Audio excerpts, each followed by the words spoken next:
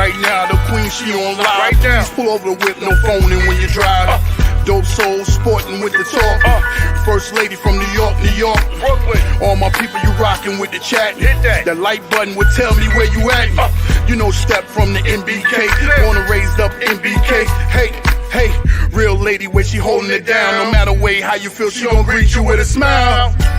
Sister, you one of a kind. Yes. Oh, sister, it's time you That's shine. Dope Soul. Where you at? Where you at? Dope Soul. Where you at? Where you at? Dope Soul. What? Dope Soul. What? Your soul. Where you at? Where you at?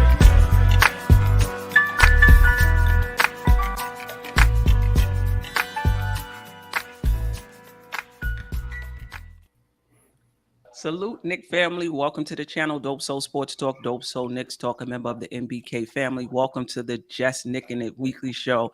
I got to figure something out. These once-a-week shows is not working, so I got to figure out a way to get in here on a Tuesday or Monday or something.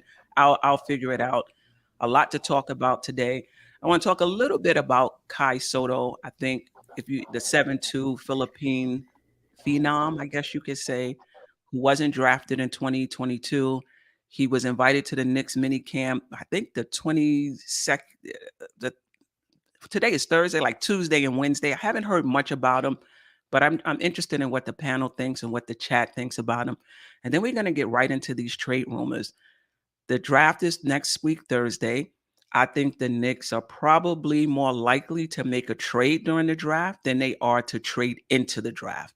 So I got a lot of players that I want to talk about. I'm interested in what the chat and the panel has to say. So without further ado, let's bring in Jarrell Jeff Boogie, who did my intro song. For those who don't know, now you know. Fire. And Ajay. Yeah. How you guys doing? Fantastic. Salute, Queens. Salute to the panel. Salute to the chat. Once again, another Thursday. And we better than Thursday night football, you heard? Amen. Yeah. Yeah, man. Salute to everybody, man. Salute to the chat. Definitely salute to the chat. Special shout out to Kenny Payne. Hit that like button as you come in and get ready to nick it. Yeah, no doubt about it.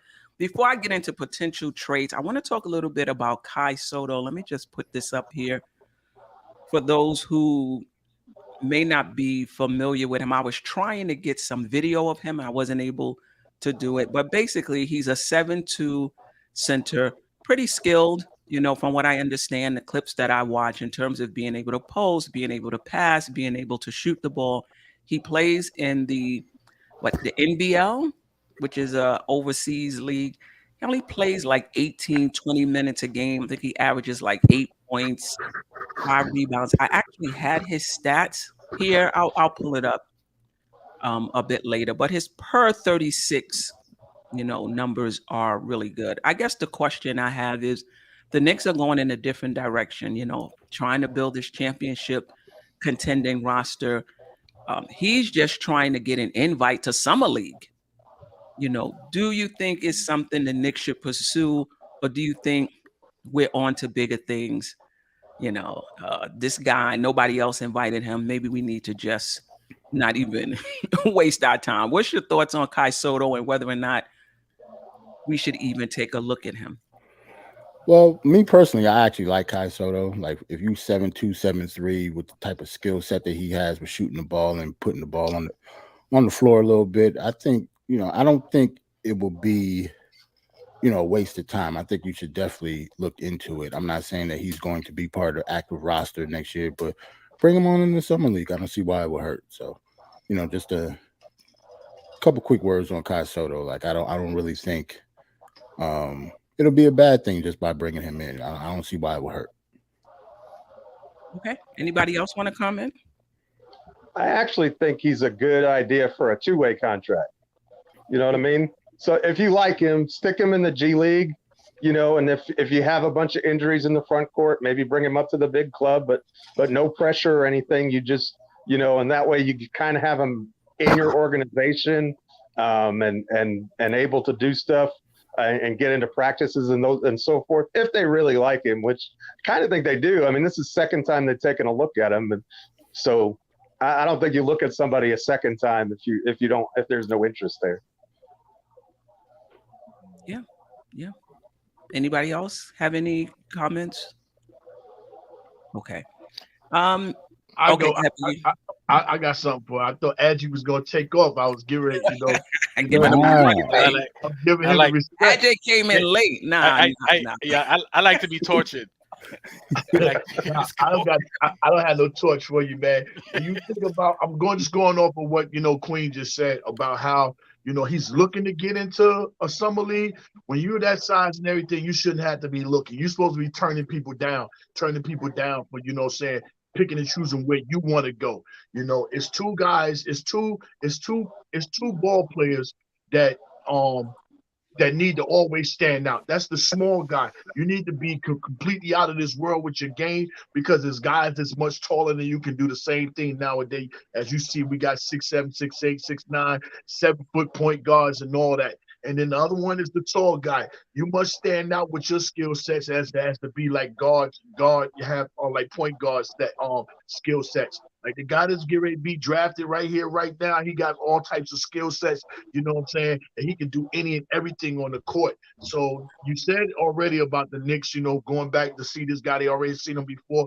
Maybe they're just trying to see what has he changed from the last time they saw him. But go ahead and get a guy invite, and when he gets come up in there, he's going to have to show us, you know what I'm saying, that what he's all about. And, you want to be in the NBA, it's not on us anymore. It's on you. You have to show your skill sets, because, of course, we could take a look at him, see what we got, being that, we've been scouting him in this long. But you have to be somewhere completely special, like the guys get ready to go to San Antonio.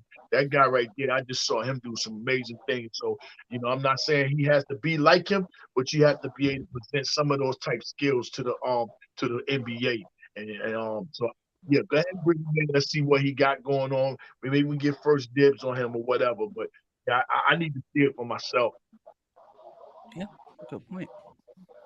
Well, don't know. Salute Queen, salute panel and chat, Knicks Nation. I don't know much about Kai Soto, but all I can say is, just like everybody else, it wouldn't hurt to bring him, but I wouldn't be expecting anything. I mean, he's been around for a couple of years now.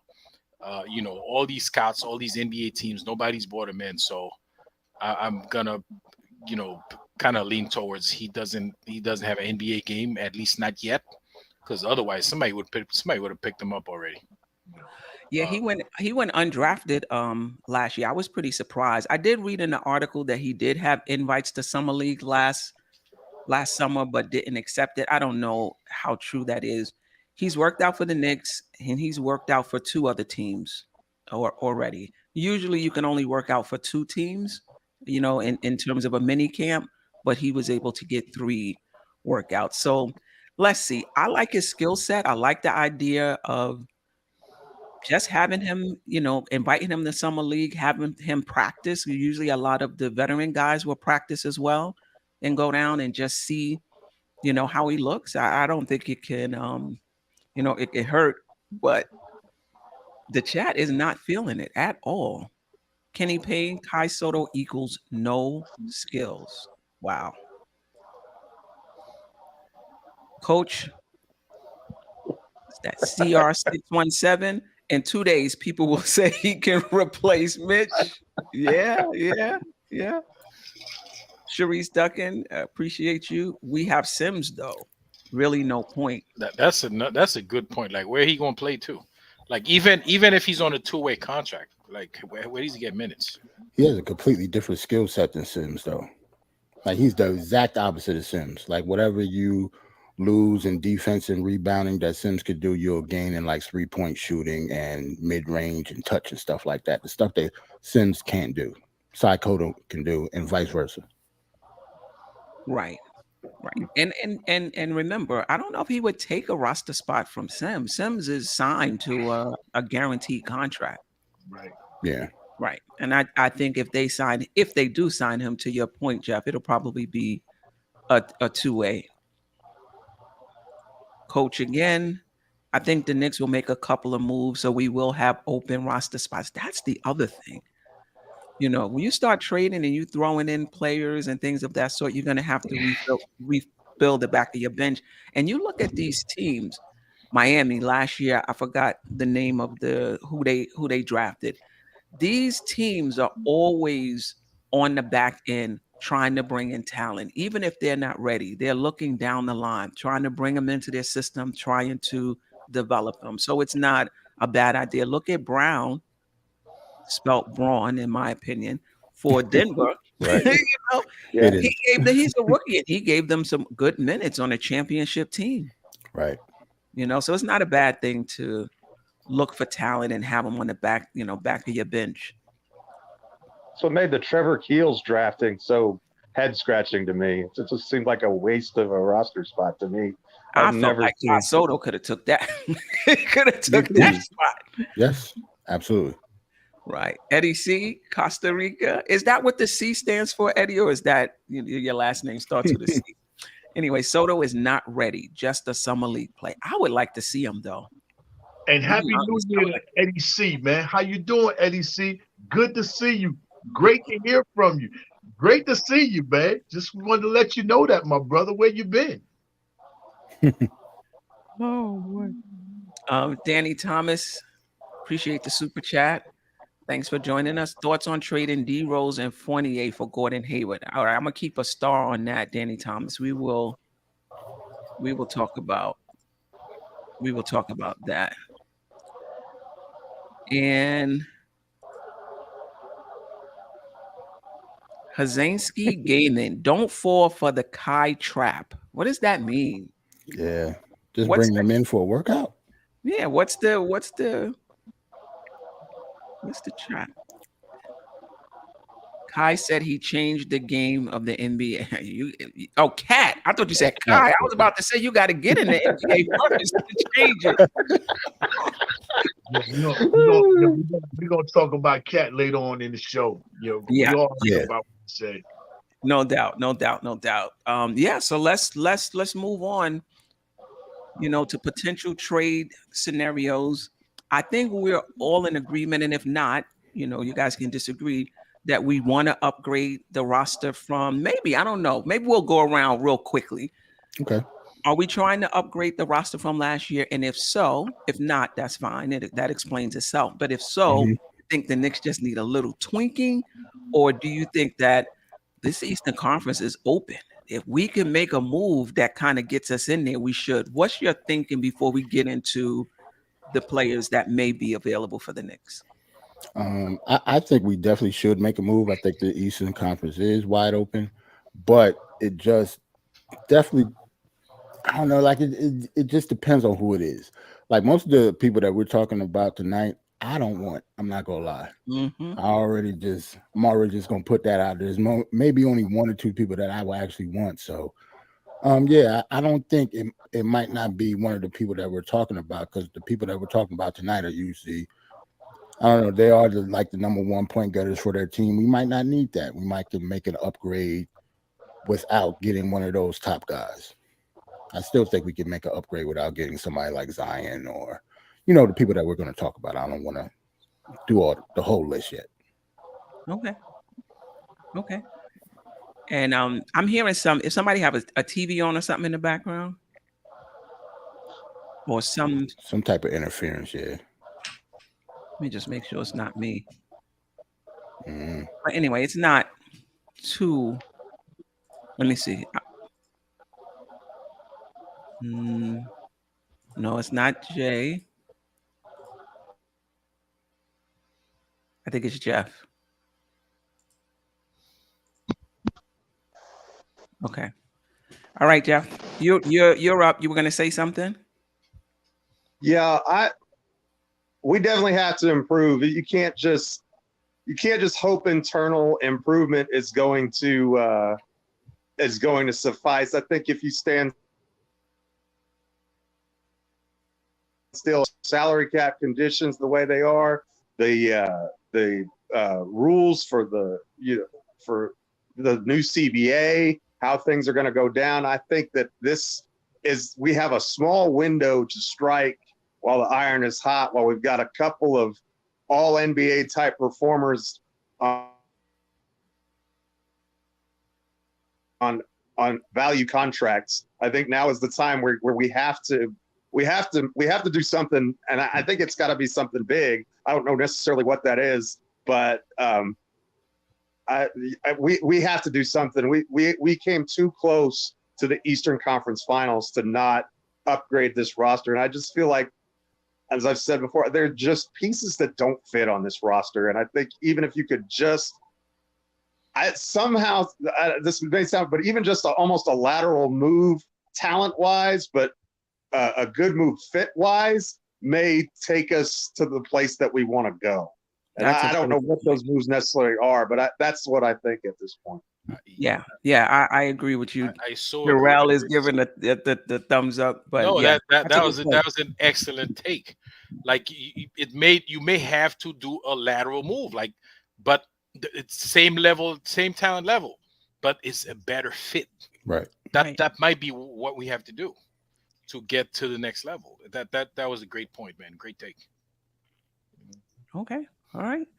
Can anybody, before we move on, can anybody think of an example of what a lateral move would be where the player is just as good, maybe even maybe not as good as the player, whoever you're thinking about, but would make us better? I'm thinking maybe we talked about OG from Toronto. Him and RJ could be parallel to each other, I would think. He's a little bit better than RJ. At what though? I think it depends on what you're talking about. Like it might fit better for us, especially with his defense and stuff like that. But RJ is better than him in certain stuff too. Yeah, he's a better defender. He's a better shooter. I don't know. What is RJ better than him at? Creating his own shot and going to the basket. OG can't do either one of those. Yeah. I think you're right in terms of RJ getting to the basket. Even if he got to go all the way back to the to the middle circle at half court, I think you're right.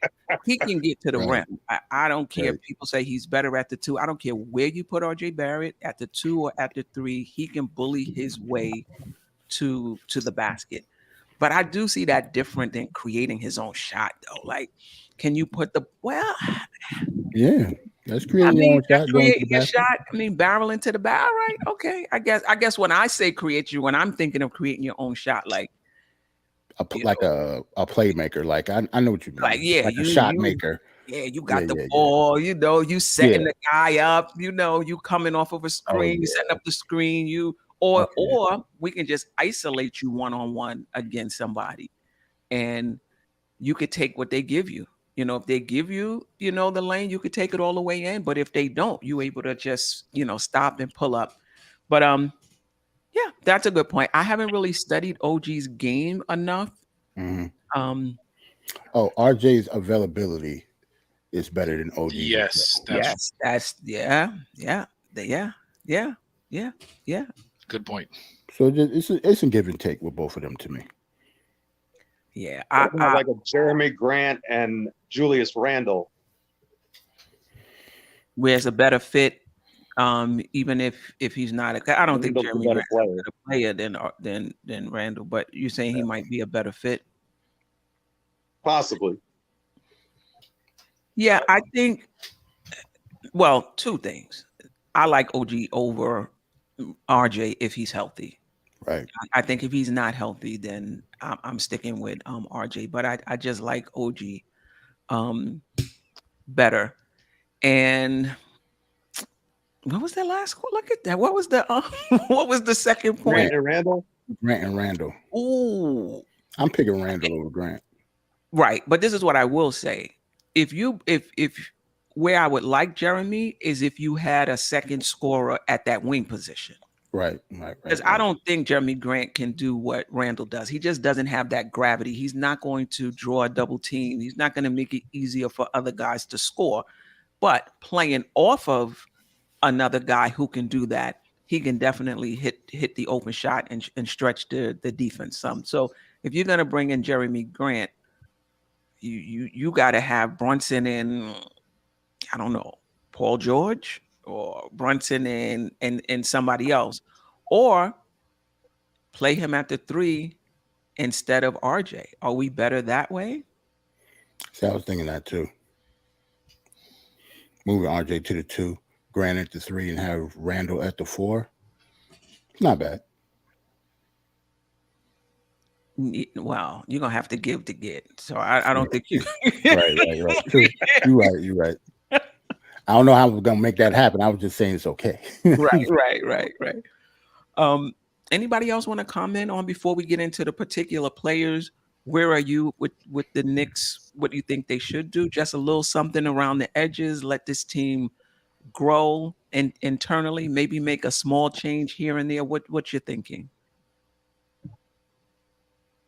Boogie, Ajay, I think you two are the only.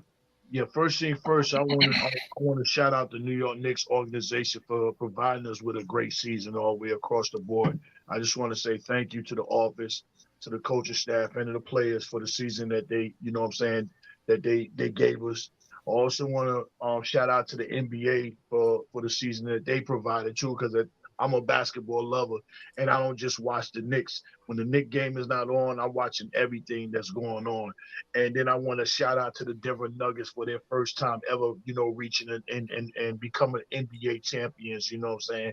Their organization goes a long way. So many guys, legends, and everything. You can go all the way back to Dan Issel, the Kiki Vanderways, the David Thompson. You can go so far. The McDougal Raouls, the Andre Miller. So many guys have been, even Carmelo Anthony. You know what I'm saying? So many people have been a part of that organization that they never won anything. You know what I'm saying?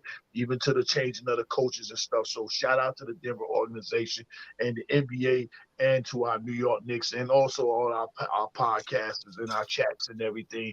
But no doubt we're going to have to make a move. We're going to have to do something because right now we're in a position where we're going to close further gaps, or we're in another position that we're going to go further backwards, you know what I'm saying? Because teams already know that they're going to make moves. Every one of them teams that's in front of us is going to make a move. So we cannot be one of the ones that do not make an impact move to let them know that we're not playing. This was not a fluke where we got here. I can't say it was a fluke because the team played hard. They worked hard all season to get to, a 5th spot when at the beginning, people was wondering if we was even going to make the playoffs. I speak upon it, 35 games, 38 games, 40 games, 47, 50 burgers. Nobody know, but nobody said we're going to win 6 games. Nobody said we're going to be 10 games away from the finals at a parade, none of that. So now that the Knicks have smelled, smell blood, they need to go ahead and go out for it. You don't have to break the bank to go do something, but you must do something to stay afloat, to stay in contact with what's going on in the Eastern Conference. I think Rel said it earlier, the East has gotten weaker.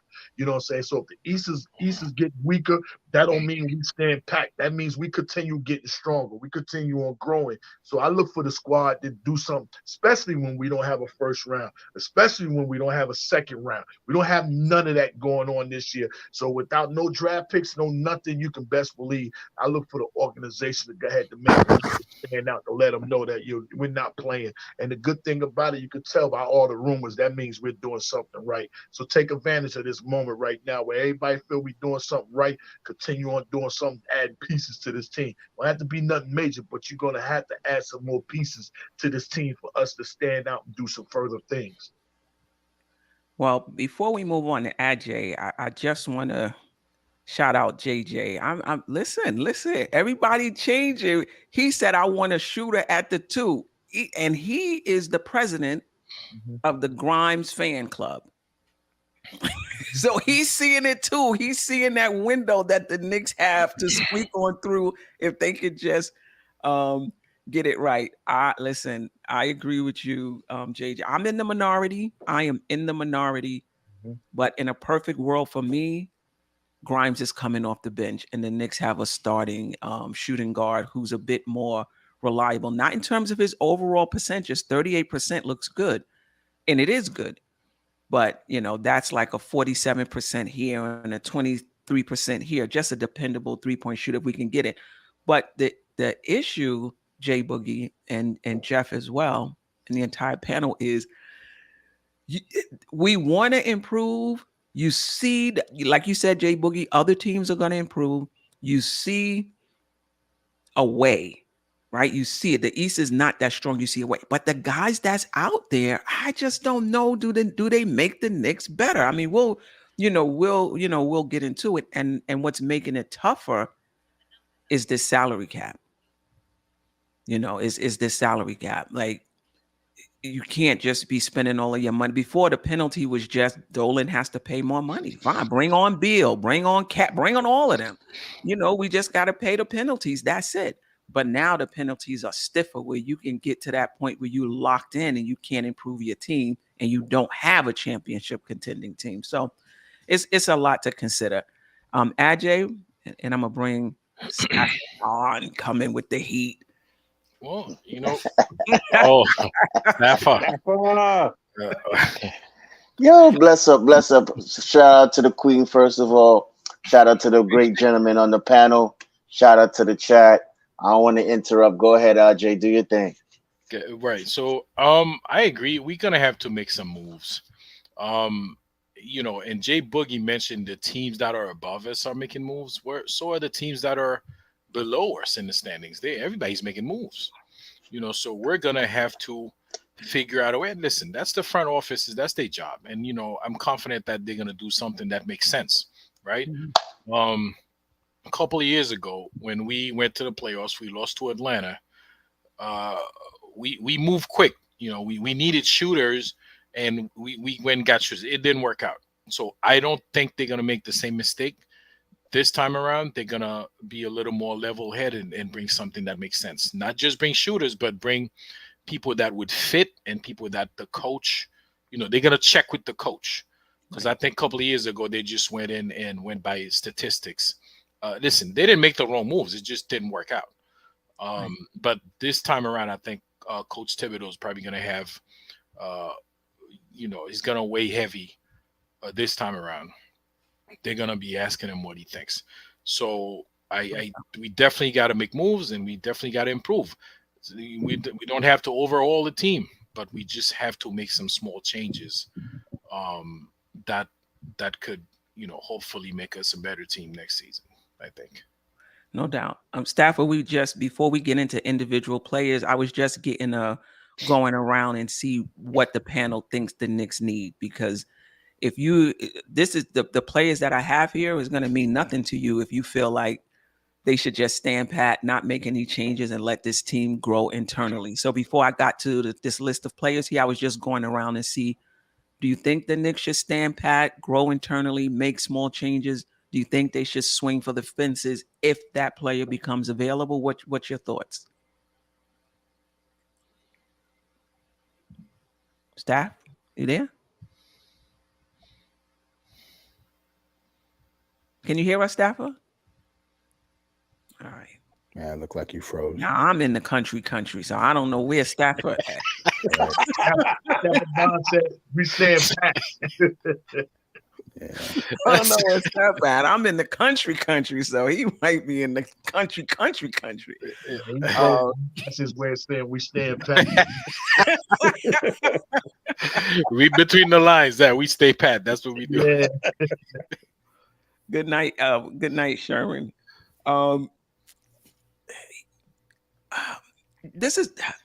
Yes, I think the Knicks should make changes, and specifically, I want upgrades.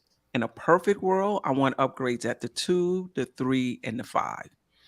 But in a perfect world, however, if we get an upgrade at the 2 and the 3, and those guys are shooters, I'm cool with Mitch, because I think you can have one guy who doesn't shoot in a lineup, and I think if we got a shooting center, I would be okay keeping RJ. I don't have a lot of confidence in RJ turning into like a knockdown shooter, but I'm okay with that if you're getting shooting from your point guard, from your shooting guard, from your power forward, and your center. I'm okay with RJ being a slasher and, maybe hitting the 3 at 33%, 34%. I just feel like we got 2 non-shooters, 3 if you count Grimes. And not that Grimes can't shoot, but he doesn't get enough shots. And then when he does, he's a reluctant shooter. So I'm for the Knicks making changes. It's just that when I look at the list of names that we're going to go through, Are we any closer to the Eastern Conference Finals? That's the question. So yes, we want to make changes, but what if those guys are not there? Queen, can I squeeze something in real Yeah, quick? absolutely. Listen, the NBA is getting to a point, man. Look at the team that won a championship. Can you hear me now, Queen? Yes. Yeah, we can hear you. Okay. We have I was saying that small changes. But I mean, if we got to swing for the fence, I'm all with it. You could tell by the article I sent you today. Yes. Right. You know, I think we need to upgrade at that small. No disrespect to Barrett, but we need that wing that where we play good defense and knock down when it's needed, right? I like Jeremy Grant. I like him at the small forward spot next to Randall. I had stated last week, and I think that's a good move right there.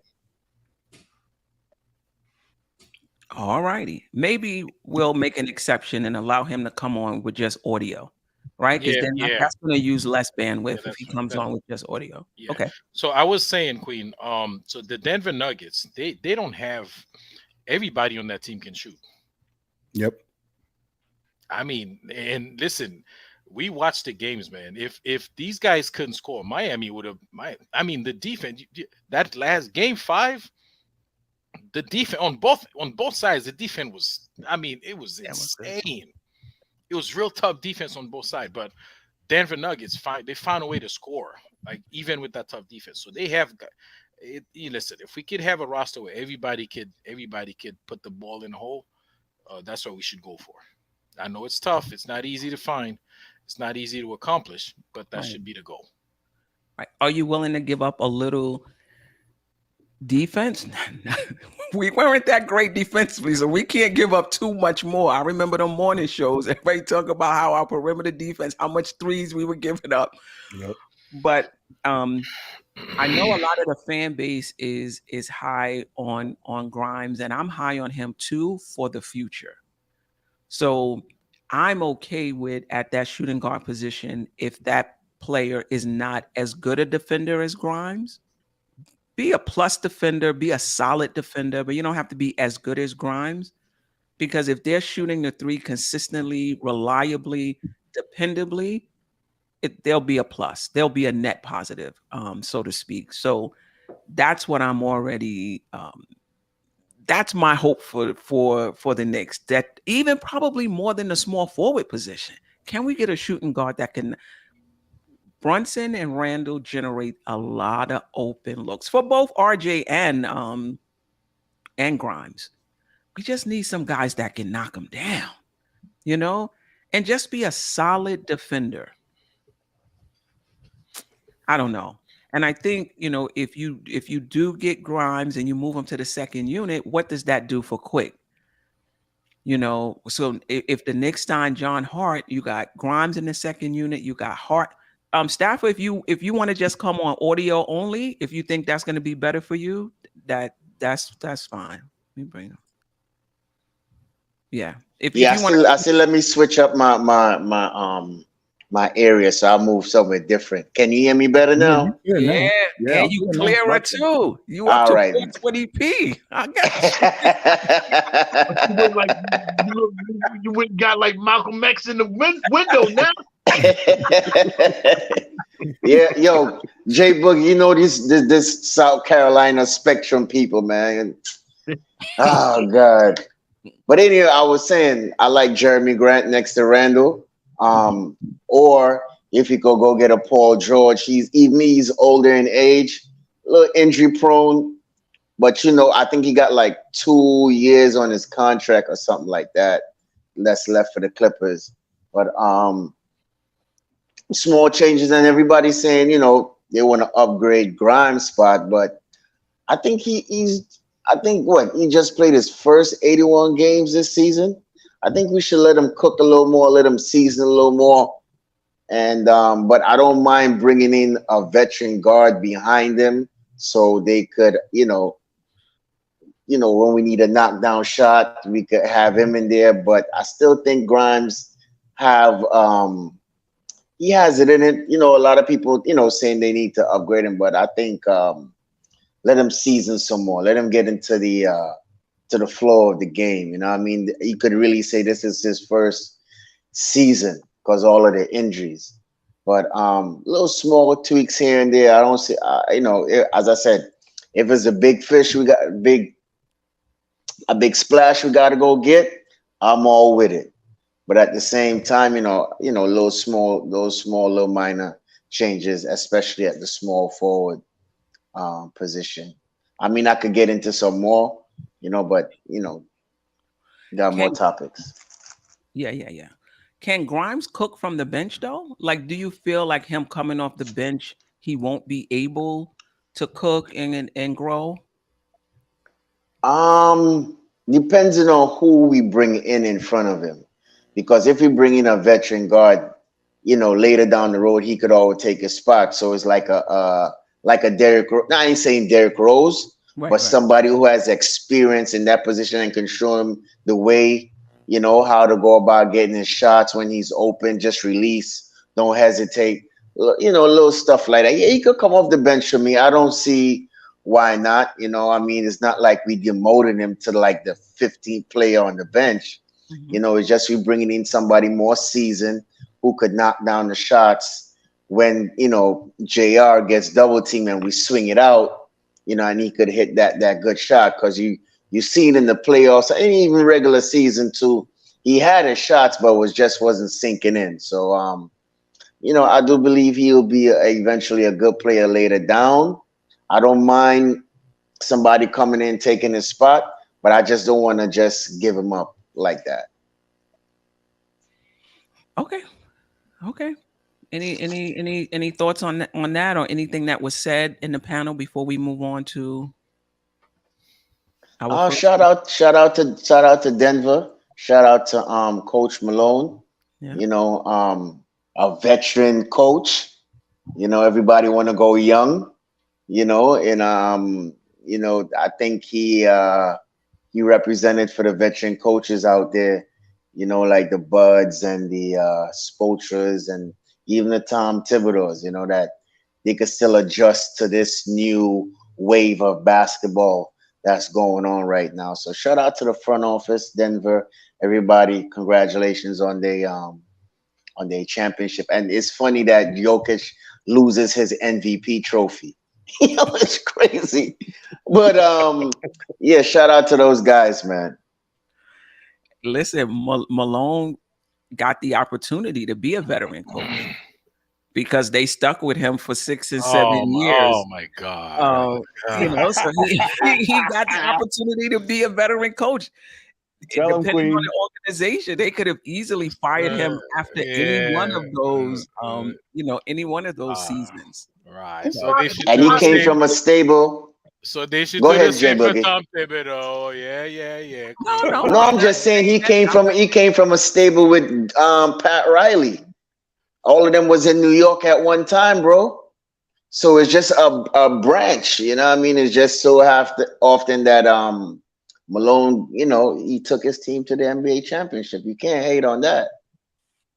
Right. I think that's the son, though. Did Michael coach under Van Gundy or Clifford or anybody from that tree? I know his father did. I don't know, but I know that Malone just got fired from somebody, and they was talking about how he got fired and he went over there and got a championship. Okay. All right. So, all right. I think he was coaching somewhere else, but I'm not sure at this time. Anybody that knows, just put it in the chat. Go ahead, Queen.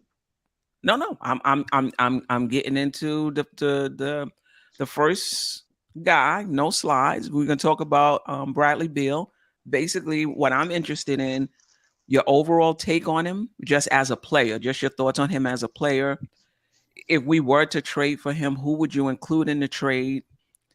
And does he, you know, would he in that starting lineup, who your starting lineup would be, and would that lineup be good enough to get to the Eastern Conference Finals? And we also have to take into account the bench and what would be left depending on how much you give up in a trade. Now, from what I understand, Washington is more interested in getting off of his salary and getting some draft picks. So they know at $50 million a year, you're not going to get like what was being offered in the Donovan Mitchell trade, right? Because teams are taking on that salary. You're not going to get back as much.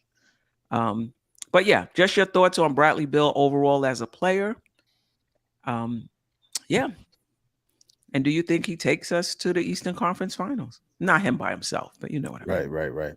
Well, I like Bradley Beal, but there's no way in hell I would trade for him. He makes way too much money for what, like the stage that we are at in our roster. Like he will, by the time his contract is over, he'll be like 33, 34 years old-ish around that time, and he'll be making almost $60 million a year. So for that reason alone, I'm not touching Bradley Beal, even though he is an all-star caliber 2 guard, obviously.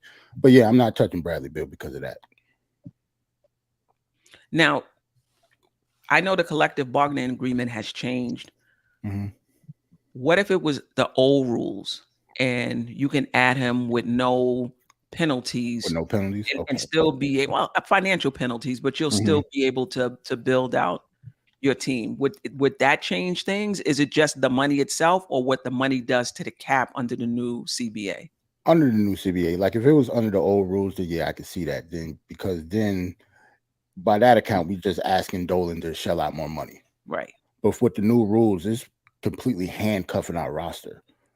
Like it's not, he can't just throw money at that problem. So if we get Bradley Beal, we will definitely run into that problem.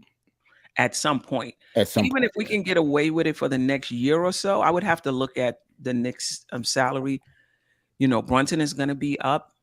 I think he has next year, the year after, and then he's going to be up for a max. That's the same year Randall will be up, you know, for a max. And then you have Bradley Beal at 50, because I think his contract goes longer than the year that you would sign those two guys for a max, if you decided to do that. And once you hit that second cap, you better be locked into your team. You better have a championship contending team. So it's going to be really hard to make any improvements. Yeah. Anybody else on Bradley Beal? Just your view on him as a player, and if you think if he was on the team, would we make it to the Eastern Conference Finals? And you know, I think if you polled Knicks fans, like 90% of them would say, well, we don't want Bradley Beal because he makes too much money and he's injury prone. Right. And he doesn't play. So then that's what kind of got me to thinking, well, the Knicks know that too. I mean, Leon Rose is no idiot. He knows that he's got a big cap number, and he knows that he doesn't play half the time. So my question was, what's the angle? And so I want to run this by you guys and see what you think about this, because this was my thought process on it. And I say this with saying I don't want Bradley Beal anywhere near my roster, but I think that this is the thought process of the organization, and I want to know what you think. So to start off with, Bradley Beal doesn't become a Knick unless Bradley Beal wants to become a Knick, right? Because he's got the no trade clause. Correct. So that being the case, if their hands are tied with who he's going to, doesn't that in turn limit their leverage as far as what they can ask for back in a trade? Correct. And if that's the case, what I'm thinking is that the Knicks are willing to make this move, even though the salary cap number is an ugly one, because it's getting a star in the door at less than what it would cost to get another guy in here. In other words, it'd be cheaper to get Bradley Beal than it would be get, say, Zach LaVine, even though Zach LaVine is a little bit younger, probably a little bit better of a player. And I'm just throwing this out there. I don't know if this is enough to get it, but let's just say it was RJ Barrett, Evan Fournier, and then you give them back their pick, which they want. We have the rights to their pick, so we can give them back their pick so they have full control over it again. That's worth something. And then maybe another one of our protected picks, like the Mavs pick or something like that. So if that, if that type of deal were to happen, what transpires next? Now you have Bradley Beal in the door, and it cost you some assets, but it didn't cost you a ton of assets. So you have enough to make the next deal, right? Because Bradley Beal by himself doesn't. I mean, I think he improves the team if he's on the court. Let's just say that, first of all, he's a better player than RJ Barrett. When he's on the court, he's 22, 4 and 4. He can shoot the three at 36% he was last year. I think he's 36% for his career. He's had some bad, but he's over 50% from the field altogether. So the guy is a better player. And what I also think is that with the other players that we have, your Josh Harts, your Emmanuel Quickleys, your Quentin Grimes, when you add Beal and he doesn't play all 82 games, that gives those players more opportunity to shine. Quickly wants to start. Well, maybe he gets to start 35 or 40 games if Bradley's not there. Right. So like I said, I think you could pull off that trade and still have most of your young pieces and most of your own draft capital. Because remember, once this draft happens, we can trade 2024, 2026, and 2028, right? Because the stipend rule will have been satisfied, right? So we'll be able to make that deal going forward. And I know there are also, I saw in the chat some concerns with his defense. He actually was not a bad defender at the start of his career. So I don't know if that's because of injuries that he can't do it anymore, or if it's just because he's in Washington, so he's not trying anymore, because that's, as Fred Katz put it, that's Washington culture, which isn't as good as Heat culture, I honestly think that, and I'm not necessarily in favor of there are other players I would rather have, but I guess what I can say is I can kind of see the logic in him being a stepping stone star, another guy that we get in the door to pair with Brunson, and then we have one final move in the out there to make that one last push if we need to. And at that point, once you make that move for that start, it's okay to be in the luxury tax because you're a contender. Like, it's okay to be a player of the luxury tax if you're contending. It's if you're not a contender that luxury tax doesn't make sense. So I don't know. I'd love you guys' opinion on that, if I'm just crazy and rationalizing here, or if you think that there's something to that. No, I like it. I like the premise that you can get him for less. The thing about it is, if it wasn't for this new CBA, that would be perfect. You pay him $50 million, so what? That's coming out of Dolan's pocket. When we go over the luxury tax or whatever it is, we would still have assets to go out and make another trade to strengthen the team even more. It's just that I would have to look at the contracts. You bring in Bill at 50, you don't want to hit that second apron, which I think is 170. Okay, let me push back on that for just a second and say it this way. Okay, so we've got Brunson at 26 right now, approximately 27, right? And we've got Randall at about the same number. Okay, and then you've got, so let's just say that those three, including Beal, is 100 million. Okay, and so then you've got, let's just say 18 million for Hart, another 14 million for Robinson, and then let's say 18 million for Quickly. Okay, that doesn't even get you to the second apron yet. So I'm not sure. You got to fill out the rest of your team, though. You do, but I just named 7 guys in your 9-man rotation. And Grimes is still on the rookie salary. Right, and you have Boots on the cheap too. Right. Like I said, you might be able to get away with it for a year or two, but once you get to where we have to max out Randall and when you have to max out Brunson, is going to be hard. You're going to have to move one of them at that point. But I get what you're saying. For the next 2 years, you might be able to put in a $50 million guy. But this is the thing. That still doesn't get us to, we'll have more assets, but I don't think that gets us to the Eastern Conference Finals. Do you think Beal, Brunson, and Randall gets us to the Eastern Conference Finals? Nope. Absolutely not. You know what? If we can tweak that, all right. Because I was thinking while Godfrey was talking, right? And I'm like, okay, Beal, Bronson, backcourt, kind of defensive issue, right? But if you could bring in somebody like a Torrey Craig, that type of small forward right there that could hide the defense from Beal and Bronson, I think that could push us a little bit over the needle a little bit, right? At least we got that toughness at the small forward, and Torrey Craig could hit threes also too. So we're gonna have that defense also to win a knockdown shooter. Now, in the trade, if we do get Beal, that means that we're gonna have to give up probably RJ Barrett, right? Because definitely I'm gonna go ahead and give Torrey Craig some of that mid-level tax money right there, right?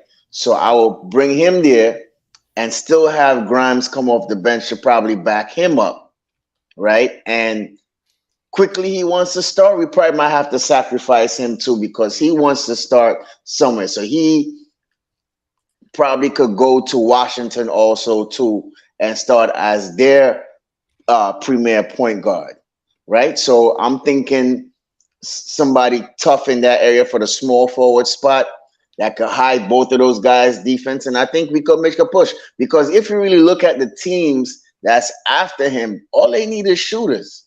Even though Miami have shooters, Beal could still come in and make an impact because they're going to give up Tyler Hero. They're going to give up Duncan. And probably, I think when I saw it, it was like a 2029 pick or something like that. That's how cheap Beal could go to Miami. Plus, also, too, he's friends with Tatum. They've been friends since New Orleans, so they have ties, right? So if you look at the teams that's really going after him, they need shooters also, too, that could knock down the shot. So when Jaylen Brown and Tatum go to the hole, they got somebody that's open that can make that shot, right? So, I'm not saying I wouldn't go after him, but it has to make sense also too on the defensive end and who we bringing back to hide that defense, from Jaylen and Bradley Beal. I mean, yeah, that's interesting. Boogie, you wanted to say anything, Ajay, before I wanted to say, when you look at that, when you looked at that finals game the other night, when they got deep into that fourth quarter, and it was either win a championship, eliminate somebody, or we're gonna win this game and we're gonna go on to Miami. When you're looking at that game, it's that them two guys took over that game. By any means, everything went through them two guys in Denver. By any means. Anything else, anybody else got late in that game, under 7 minutes was scraps. So you're gonna need at least two guys that can get you buckets from anywhere on the floor. Now we do know we got one guy in Jalen Brunson that can get you a bucket anywhere on the floor. Another thing is we can't waste Jalen Brunson's time neither, as far as what we're doing with him. We got a small window with Jalen Brunson. Now, over there in Washington not looking to really take on other contracts. Washington really looking to just, this guy that they got going in the office is looking to pretty much start all over and build from, draft up. So they looking for some picks and some clearance. You know what I'm saying? We could take that $34 million we got sitting on the bench doing nothing, and and Evan Fournier and Derrick Rose and send that over. That's going to clean some cap money for them. You know what I'm saying? in the words of Freezy, you know what I'm saying? We got $34 million sitting on the bench that's doing nothing. You know what I'm saying? So I'm not listening about how much money he make, how much money he's not making when James Dolan is paying money for people ain't even playing. You know what I'm saying? 34 million is a whole lot of money, and these guys ain't even on the floor, point blank. So if I'm sitting Evan Fournier and I'm sitting Derrick Rose over there, and I take somebody like Obi Toppin and two picks and send him over there, that's gonna get Bill.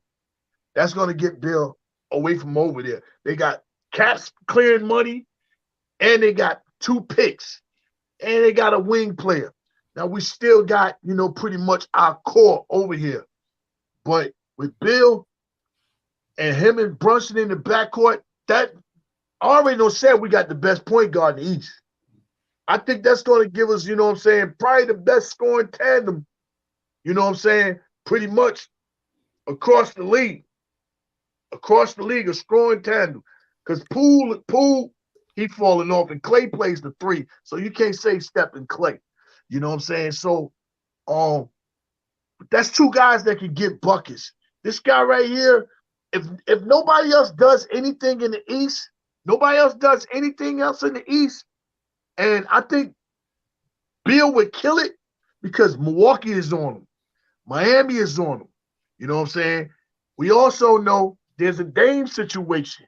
So with Bill out there, you talking about a guy that can get a 3, that can get a shot from anywhere on the floor. He can knock down the 3. He can knock down the mid-range. He can get to the bucket. He can make his own free throws, you know what I'm saying? And I brought up this number with Freezy earlier today that was brought to my attention was the man counted for out of 358 pick and rolls, he averaged 1 point. 1 point just on the pick and roll. That has nothing to do with anything else. No layups, no drive, no one-on-ones, no fast break, no, just that one possession. That's a lot of points with just a pick and roll. You know what I'm saying? Averaging 1 point with this guy. But do I think he's going to lead us to the Eastern Conference and everybody else stay packed? Yeah, I do believe. If he's over here this season right here, we knock off Miami. Yeah. If we over here playing against, you know what I'm saying, Boston, it's a fight. Because now you got 2 dudes that's from St. Louis. St. Louis, they born and raised up. Now you got 2 dudes that want to prove that really I was that dude and not you. So, that gives us 2 scores.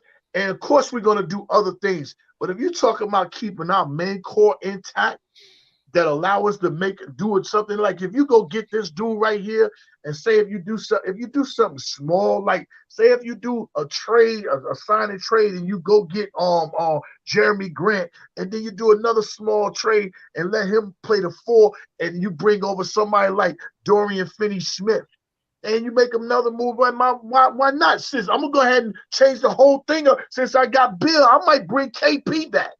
It's ways that we can do things and get around this situation and make this roster look like, let's do something.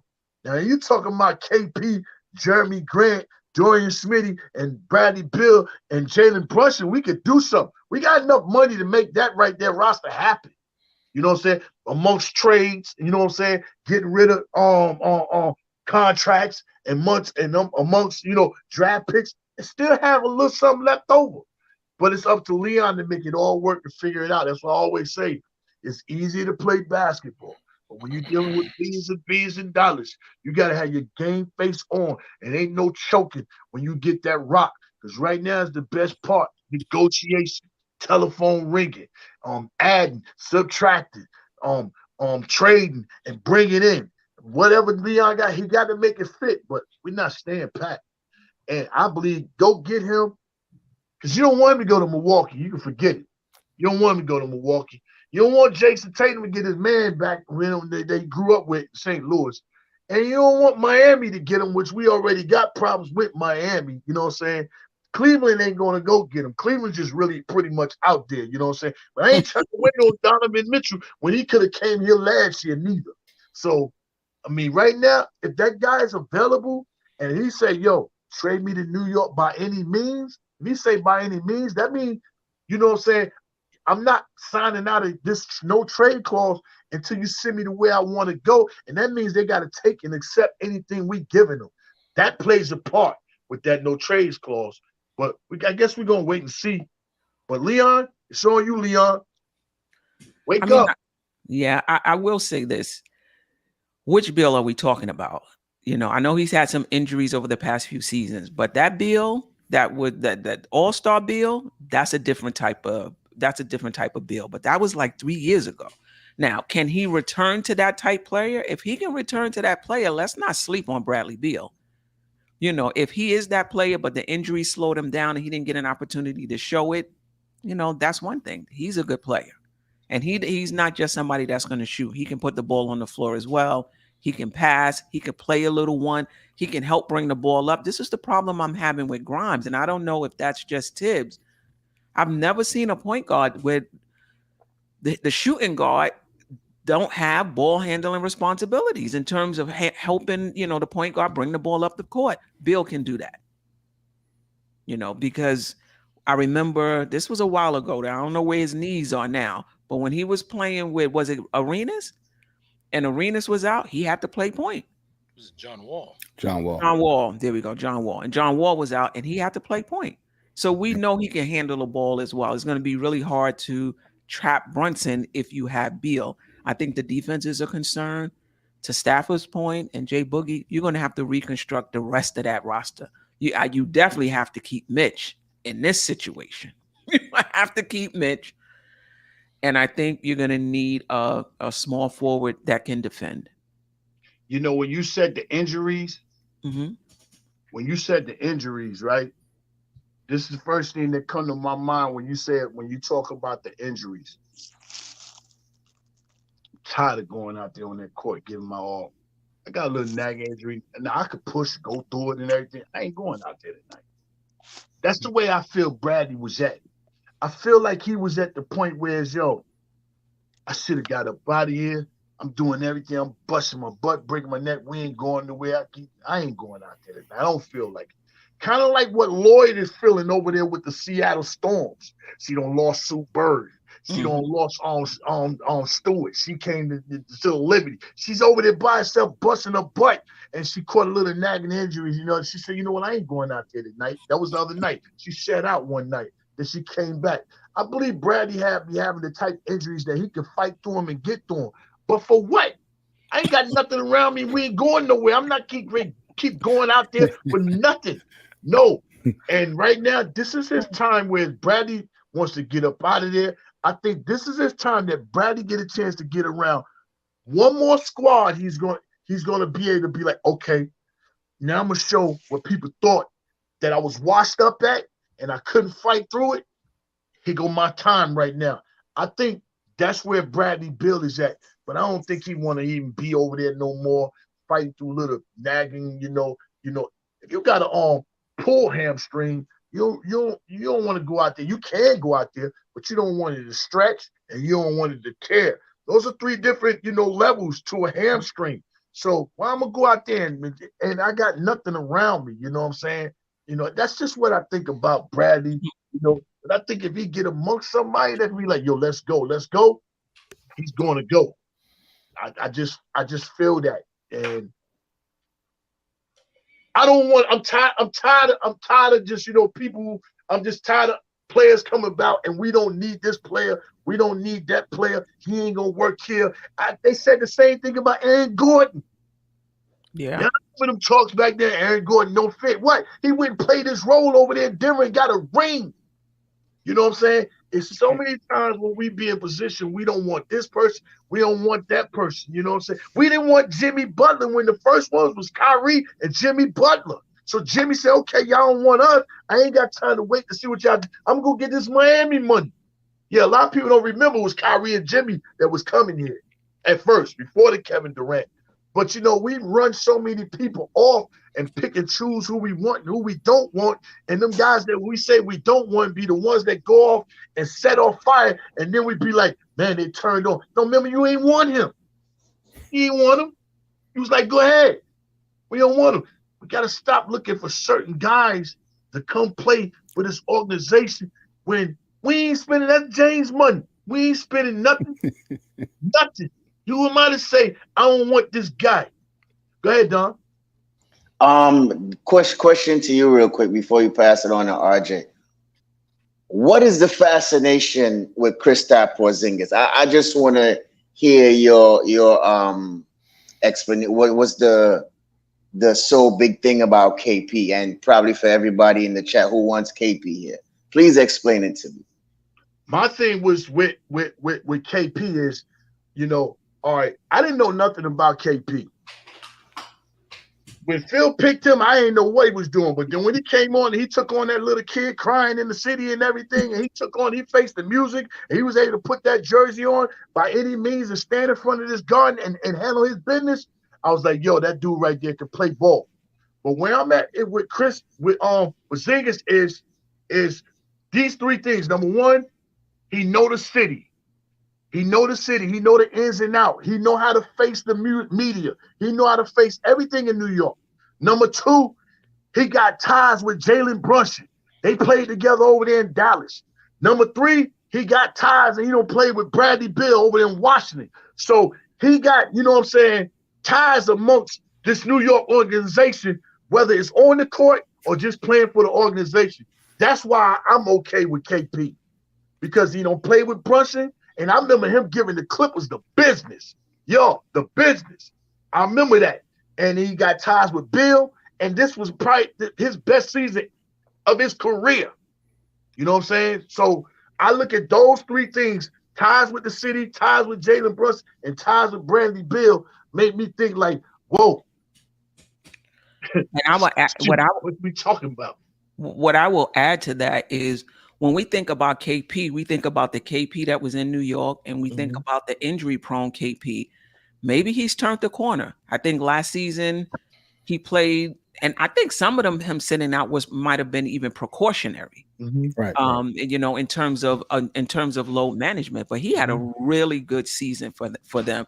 So what I like about what I like about him is the positional versatility, that you could play him at the 4 and the 5, and he's a true stretch 4 or stretch 5, whatever position you have to guard him out there, and that's going to open up space behind him, particularly if he plays the 5 position. Now, he's an okay rebounder, but let's keep in mind Mitch is an okay rebounder as well. Staff, I know I don't want you to have a seizure, but he's Mitch is obviously a better defender, no question about it, and Mitch is a better offensive rebounder. But we needed to put Mitch's offensive rebounding into the equation, our scoring equation, because we just was a poor shooting team.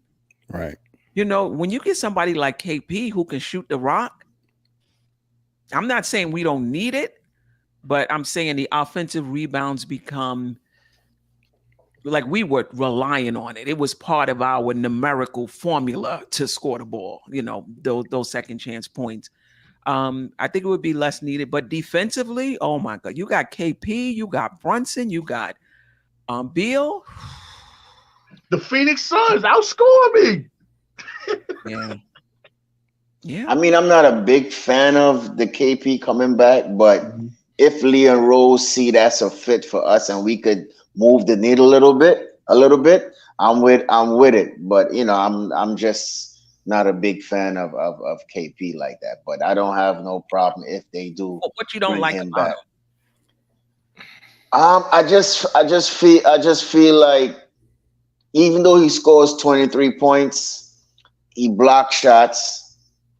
I just think that he's more of a finesse player. He more be on the perimeter inside the circle. He's not a bang bang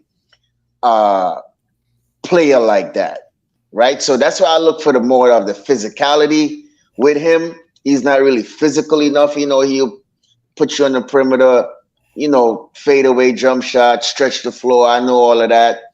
The rebound is kind of weak, but I just feel like he wouldn't draw as much double teams as we wanted to get Brunson or Beal open shots and knock down the 3. I feel like probably one person could probably defend him, and we don't have to throw a double team at him. If that's just my opinion. Right, but we're not throwing double teams at Mitch either. Yeah, but I think if he do come over here, he will play the 4 because we're gonna get rid of Randall. So I think he's gonna play the 4. You don't think? And by the way, he averaged 8.4 rebounds, probably right up there with Mitch. You don't think him and Randall can play the defense yet defensively? Yeah, so that's what I'm saying. I don't know about Mitch and Porzingis. I think Porzingis at the 5 is what gives you the advantage, in terms of creating the space, pulling, their center away from the basket. Mitch and Porzingis together, I mean. And also one more thing too, Queen. He is eligible for a raise this year. So do we have the cap money to even sign him? Yeah, well, if you're gonna sign, it would have to be a sign and trade. Right. But he exactly talking about Bill making 50, he wouldn't be making that much.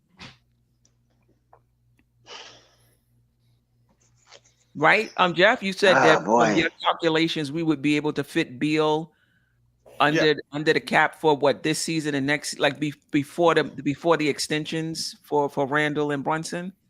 Correct. Yeah, with KP, KP's gonna make far less money, and if you're really if you're sending, it depends on what the deal is, but if you're sending Barrett out in that deal, it's pretty much a wash financially because I don't think he's gonna make much more than $30 million per. I mean, I think you could probably send RJ and maybe guarantee Isaiah Roby's contract and probably get to the same number. I don't know if that gets the deal done, but as far as the math as matching contracts, I think that's going to be pretty close to what he's going to get. The thing that I don't like about Porzingis is once he gets the ball, it's not going anywhere else. I mean, his assist percentage is really quite low, so you're not going to see passing out of double teams or anything like that. Once he gets the ball, he's going to shoot. And he does a good job of that, but he's a finisher anyway, right? He would be. You think so? I mean, when yeah. Okay. I don't think you would be looking for him to create shots for himself. I think others would create shots for him. No. Right. No, well, Queen. That's what we want the player to come in for, so he could create a shot when we need to go to, right? Because if we trading out Randall, who can't play under pressure while we need that shot. I mean, Porzingis, we gonna need him to do the same thing too, because Brunson ain't gonna do it all by himself. So when we need that go-to, can KP draw that double team where we gonna shoot it out and get that open shot? That's just my issue with him. Yeah, I don't. Go ahead. One thing about KP, you're not going to look for KP to make decisions and choices. KP is going to be there to let that thing go, point blank. And you're not going to be able to double team nothing. When you try double teaming and triple teaming, it's still Jalen Brunson, if I'm not mistaken, was top 3. But if it's not top 3, he was definitely top 5 as far as points in the paint. So if you got Porzingis and you got Beal on their wings, there's no help.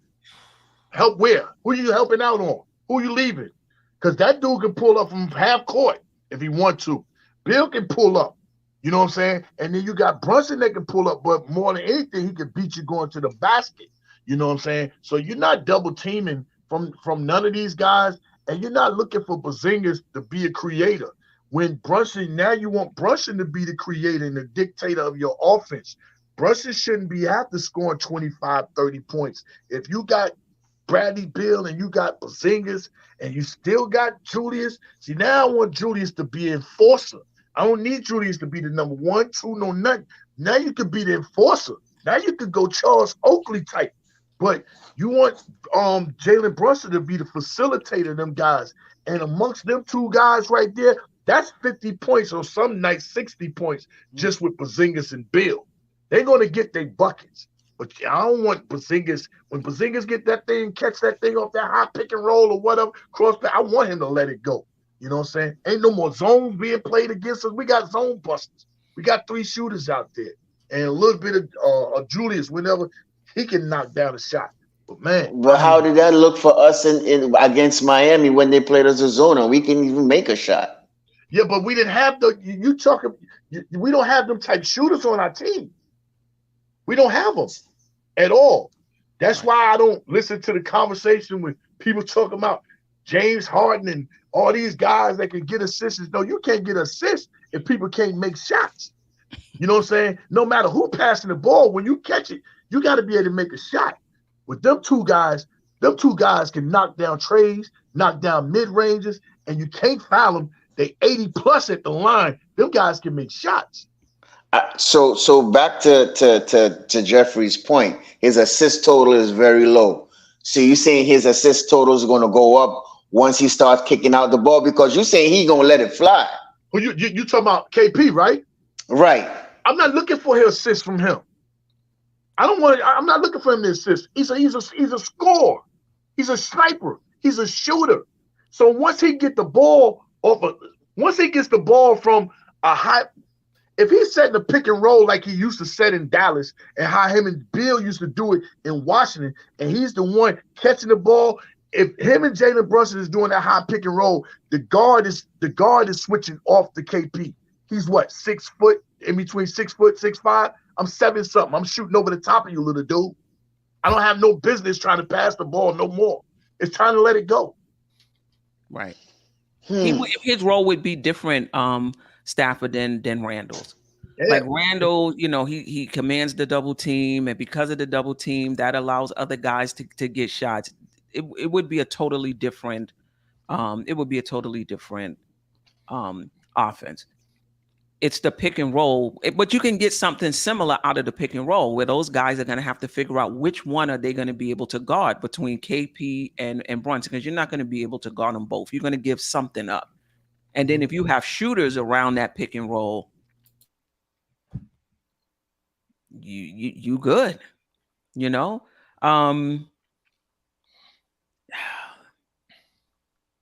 Yeah, I think the issue becomes, and we'll get back to Bradley Beal. Would you like, if this were to happen, I don't really know how I feel about it yet. Would you want a Mitch and KP pairing, or would you want a KP and Randall pairing? Ajay, I haven't heard from you in a while. KP and Randall makes more sense than Mitch and KP.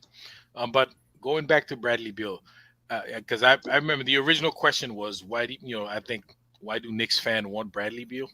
Mm-hmm. We're emotional. I think Knicks fan want Bradley Beal. Remember he has a no trade clause. The fact that they talking about trading him to New York, that means he probably wants to be in New York, or he probably lists New York as one of the teams. We just love the fact that a superstar wants to come here, because it's been such a long time. Nobody want to come here. Somebody want to come here. It just makes us happy. So nobody looks at the basketball, structure of all that. But, right? Listen, the Knicks would have to forget what the fans are saying. That this is coming up, that the Knicks are interested. Well, they have to do their homework, and they're interested, but also Bradley's interested. So if Bradley Beal is not interested, it's pointless for the Knicks to even look at it. So the Knicks are looking at it because Bradley Beal probably said, "Listen, hey guys, with my no trade clause, can y'all make it happen?" So they doing their homework. That makes sense. You know what I'm saying? So, but in terms of Mitch and KP or KP and Julius, I think KP and Julius makes more sense. Offensively, defensively, this team. Whew. Listen, KP's not a defensive scrub. He's not Mitch, but he's not terrible on defense. Okay, he could block some shots. He could alter some shots. He could do some stuff down there. He ain't Mitch, but he's not a traffic cone out there either. So like you always say, you look at the net, right? Net positive. I think that would be a net positive with KP in there. We lose defense, but we gain so much more offense. I mean, come Right. on. Let me This get to guy- the super chat before we move on. Ricardo, I appreciate you. Thank you for rocking with us this evening. We need one new starter at any at any position other than point guard, and 2 to 3 bench pieces that can shoot. Only take KP if he comes off the bench, and Beal injured too. Yeah, Bill is injured. The thing about the bench pieces, when you bringing in shooters and you bringing them onto the bench, you got to remember this. It's a 9-man rotation. Even if it's a 10-man rotation, you can't bring pieces in without taking pieces out Exactly. of the rotation. So people want to just bring in Seth Curry, just bring in Buddy Hield, okay, but where they gonna play? There's only so many players in the rotation. That means somebody has to come out of the rotation. There was one exception to that rule. When Mhm. Josh Hart came in, they found room for him in that rotation. Yeah, that's different. But but McBride came out of the rotation. Yeah, McBride, he wasn't playing a whole lot of minutes anyway. But Right, he came but out of Jo- the rotation, and some minutes came down for Grimes and okay, so and they made room. They and made room. RJ. They made room. Thibodeau made room. And we won a lot of ball games, as I recall. Yes, we did. Sure did. So Yeah. no complaints here. Yeah. So I guess my issue with Bradley Beal, I'm not sure we go to the Eastern Conference Finals with Well, Queen, I have a question. So Bradley Beal, so he's 6'4". He's a shooting guard, right? In my opinion, the roster this season, the weak link has been RJ Barrett. Like, can we and all agree? Grimes. You don't think Grimes was a weak league offensively? RJ Barrett was more of a weak link. Wow. Okay. Net positive, Queen. Net positive. You got to look at the net. Okay, RJ Barrett was giving up as much as he was, he was completely lost on defense all season. All season. Yeah. Shouldn't we be looking at the 3 spot? But that's all people have been. We'll get to both. To me, both. I don't know why we giving Okay, everybody is giving Grimes such a huge pass. No, He's not ready to be a star. If just That's don't fine. now, We want him coming off the bench. That's fine. We want him coming off the bench. But the 2 and the 3 spot needs to be upgraded. Both of them. In a perfect world, will we be able to do that in one off season? I don't know. So it might be one or the other. But in a perfect world, both would be upgraded. Yeah. tough Well, situation. It's not an easy spot to be in. Like it's Yeah. tough. Yeah. Yeah. What was I trying to say about Beal? I just think if we get Beal, that your small forward better be a lockdown defender. Mitch better be on his, he got to be on his Cleveland mode for the entire season. And then Randall, hopefully, with his usage down some, he'll have more energy and be a more willing defender because Randall can defend. It's more about the willingness. And if you have Randall defending, then I'm good with Beal. You got Randall, you got OG, you got somebody over there that can defend at that 3 spot. You got Mitch, then I'm good with Beal. I'm just concerned defensively. And thanks, Jeff, for clearing up, at least for 2 seasons, we could probably absorb that contract and still remain deep because we're not going to have to give up a lot to get him. So that's a good point. And depth is always important too. So, if you look at Denver, they had good depth, So as you're saying, if you could keep that good depth also too, and we don't have nothing to lose, I think we good. I agree with you. Yeah.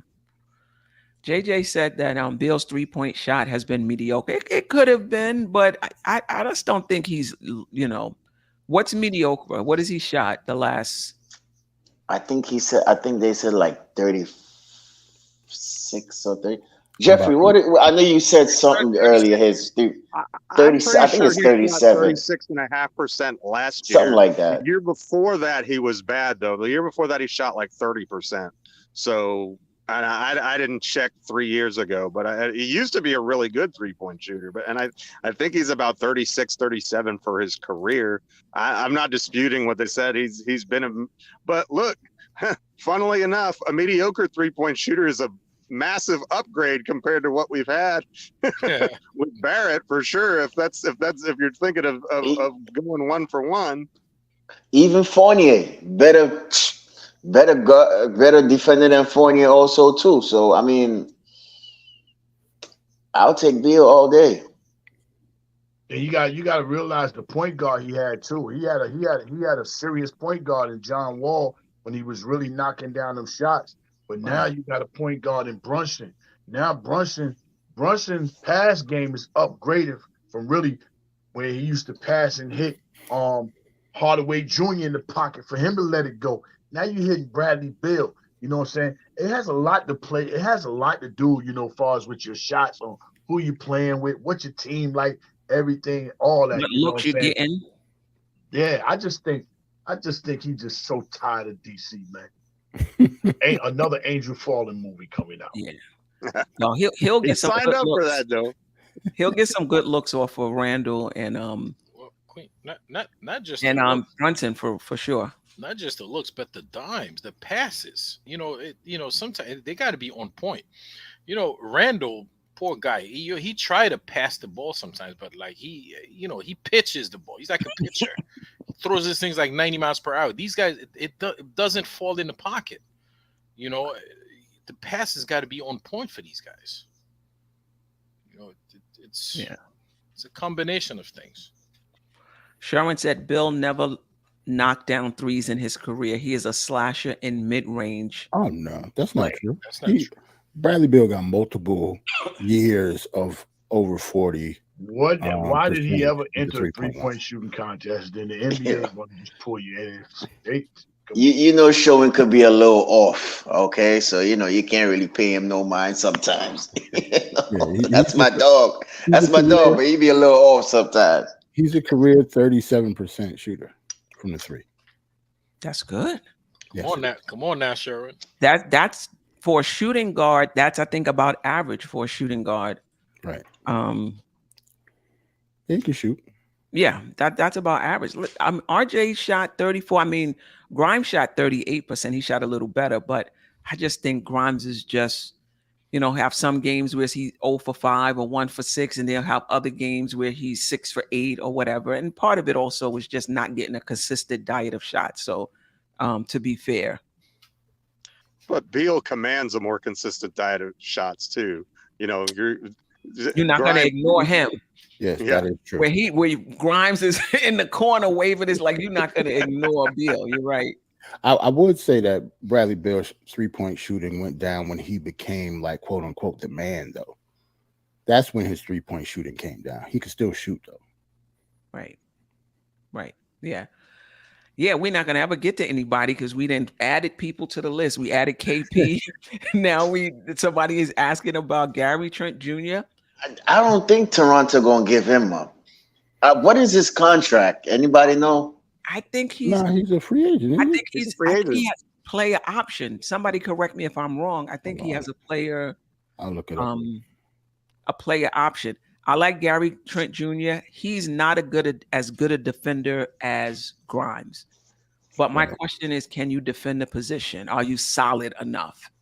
Because if he can hit that 3 at a dependable rate, and I believe he can, then it's a net positive. Funny thing about that is that when we had initially talked about this show, Gary Trent Jr. was the person that you brought up. And so when I looked at it, you know that his defensive rating was actually better than Quentin Grimes last year. Oh, really? But his offensive rating is like 7 or 8 points worse. Wow. Oh, wow. Wow. That's a big difference. I was shocked. I was like, and their defensive rating was like maybe 1 point different. I think one was 116 and the other was 117. And I didn't watch too much Toronto last year. Was Trent responsible for guarding the best perimeter player on the other team?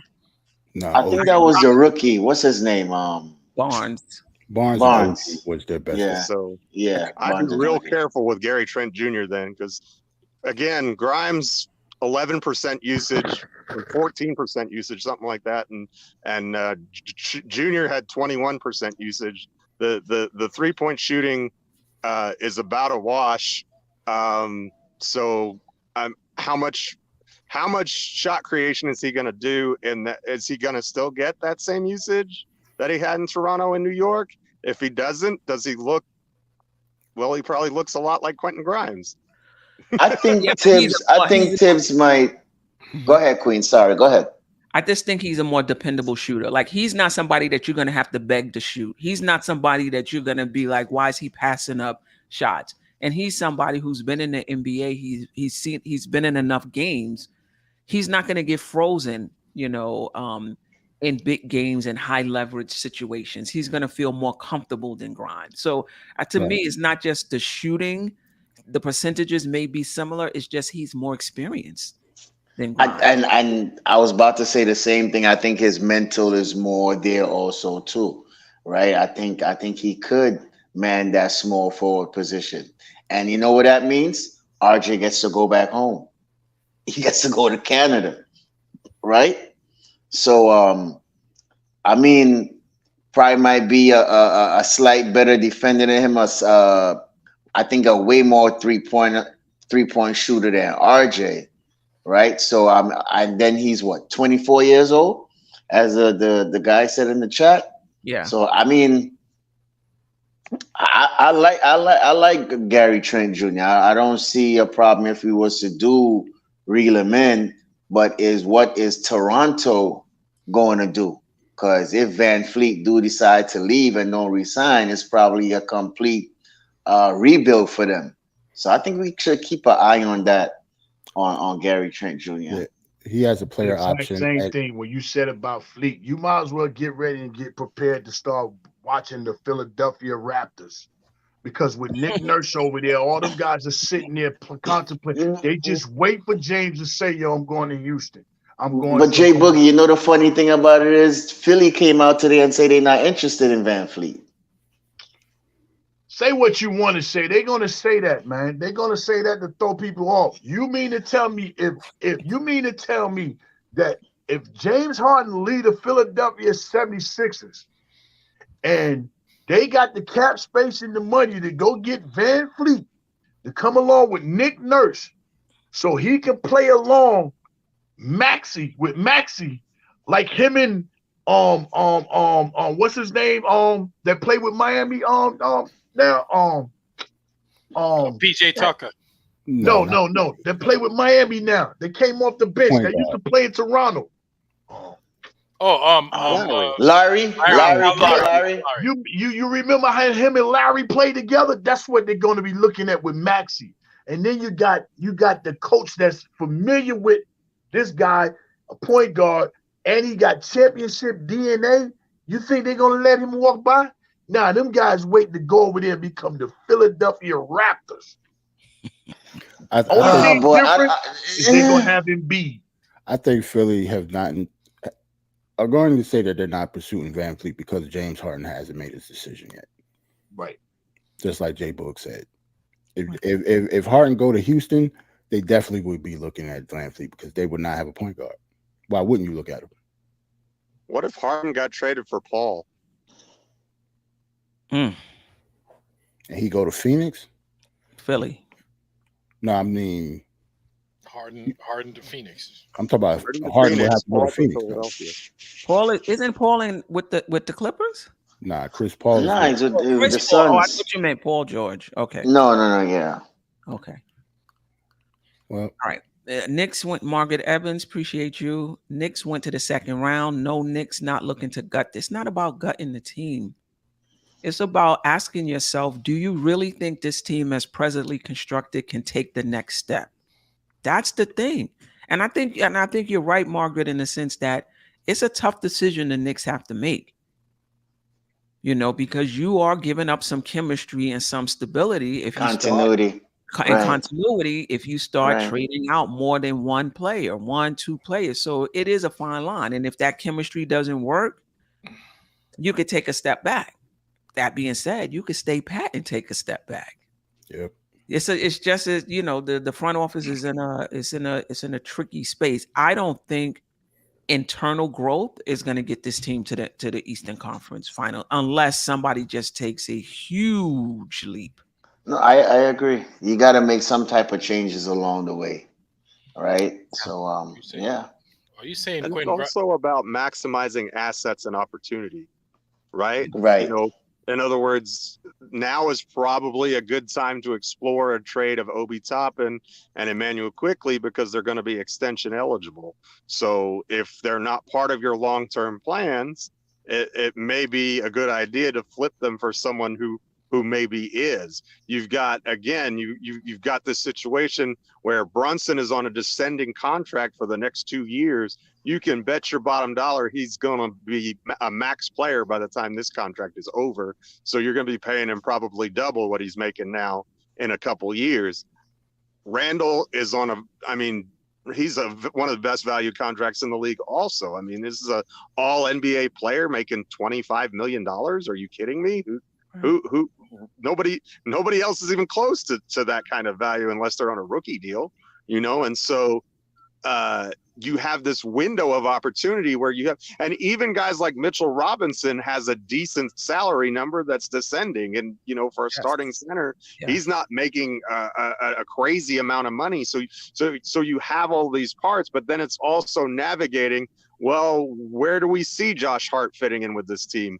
We gave up a first-round pick for him. I'd imagine we're going to bring him back. If we're bringing him back for $18 million, well, then how do we maximize the roster that we have? And I, it feels like everybody's piling on RJ, and that's not it. RJ Barrett's a good player, but he's the most movable piece in that he doesn't fit, and he's, he can bring back a lot of value. And so I think that between he and Obi, I think of all the rotation guys, those are the two, in my opinion, that would be most likely to leave.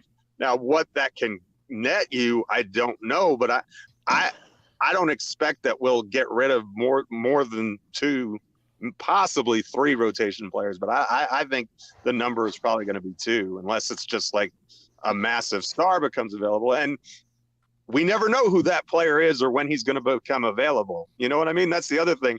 We always say, who's the star that's going to become available? You don't know these things, because if you knew them, then you would be able to plan ahead of time for them. All you can do is you stockpile your assets and you're ready to strike if the opportunity presents itself. I mean, a year and a half ago, did anybody anticipate Kevin Durant asking to be traded out of Brooklyn? I don't think so. Did we necessarily expect Donovan Mitchell to be leaving Utah? Not necessarily. So I think the whole point of not knowing who the next star is going to be available is because you never know who that is. But what you need to do is have yourself in position. And what we have, even if we extend quickly, well, I want to leave the quickly extension out of it for a second, but even if we re-sign Josh Hart to, let's just say, $18 million a season, those are flexibility contracts. You know what I mean? Those are things that you could aggregate together, that they're good salary for players who are good players who you can send out in a trade and people feel like they're getting some value out of it. And then you even have an interesting situation with Evan Fournier, because I think we've talked a lot about the new CBA and it being restrictive. Does that mean that the expiring contract has more value again? Yes, it does. In other words, they said he's got $18 million.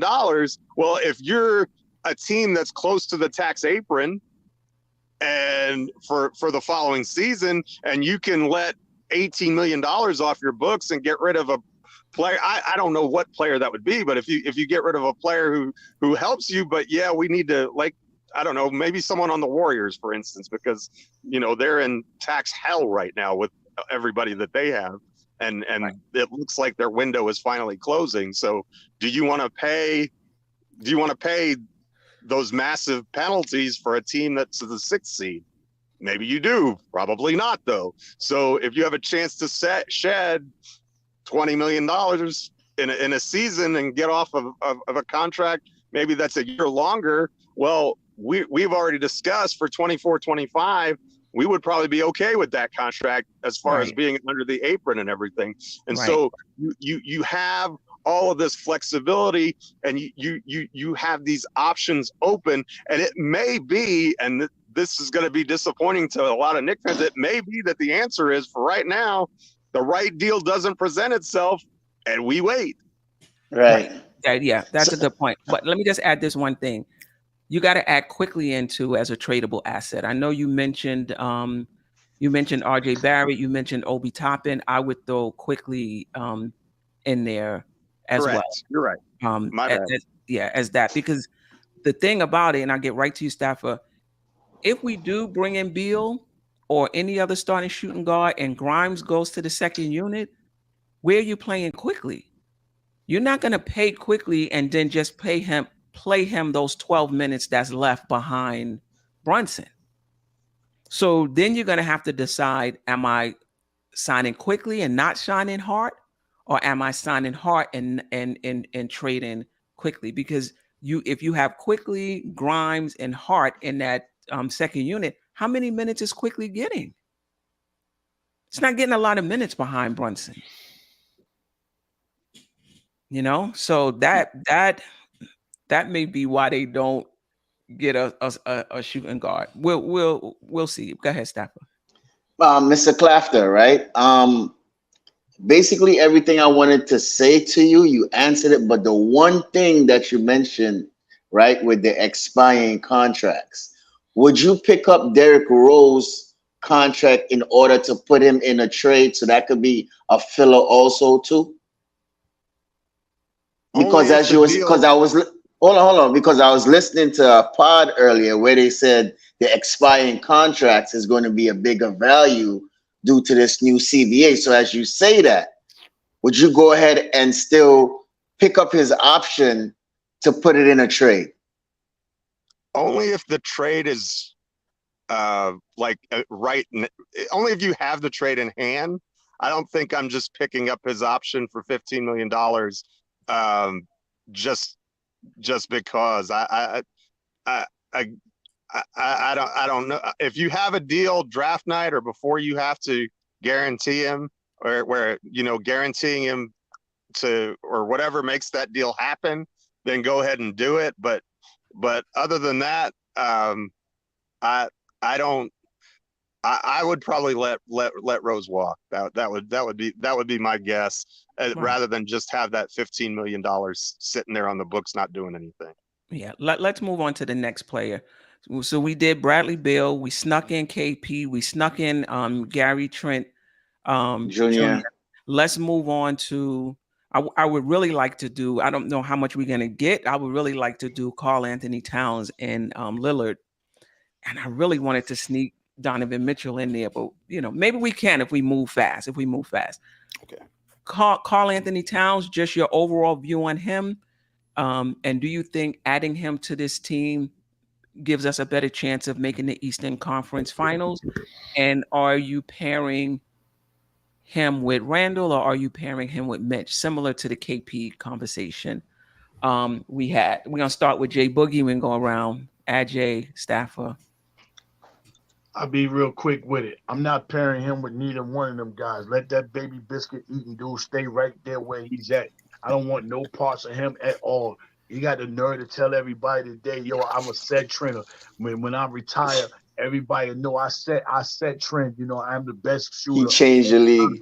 I don't even want no parts of this dude at 20-something years old, and he's already retiring himself. That means he's done. He ain't got nothing else to prove. He can't get no better. He's satisfied with what he has done, and he has done nothing. He has never led his team to the playoffs to do anything, through winning a series about nothing. You know what I'm saying? I don't want no parts of Towns. You know what I'm saying? Let him stay where he at. That's just my opinion. Somebody else might like him. I'm not getting rid of him for Julius. I'm not getting rid of him for Mitch. I'm not swapping him out to play with neither one of them guys. I don't want no parts of him at all, period. Okay, Ajay. So Karl Anthony Cat, right? We're talking about Cat. Meow.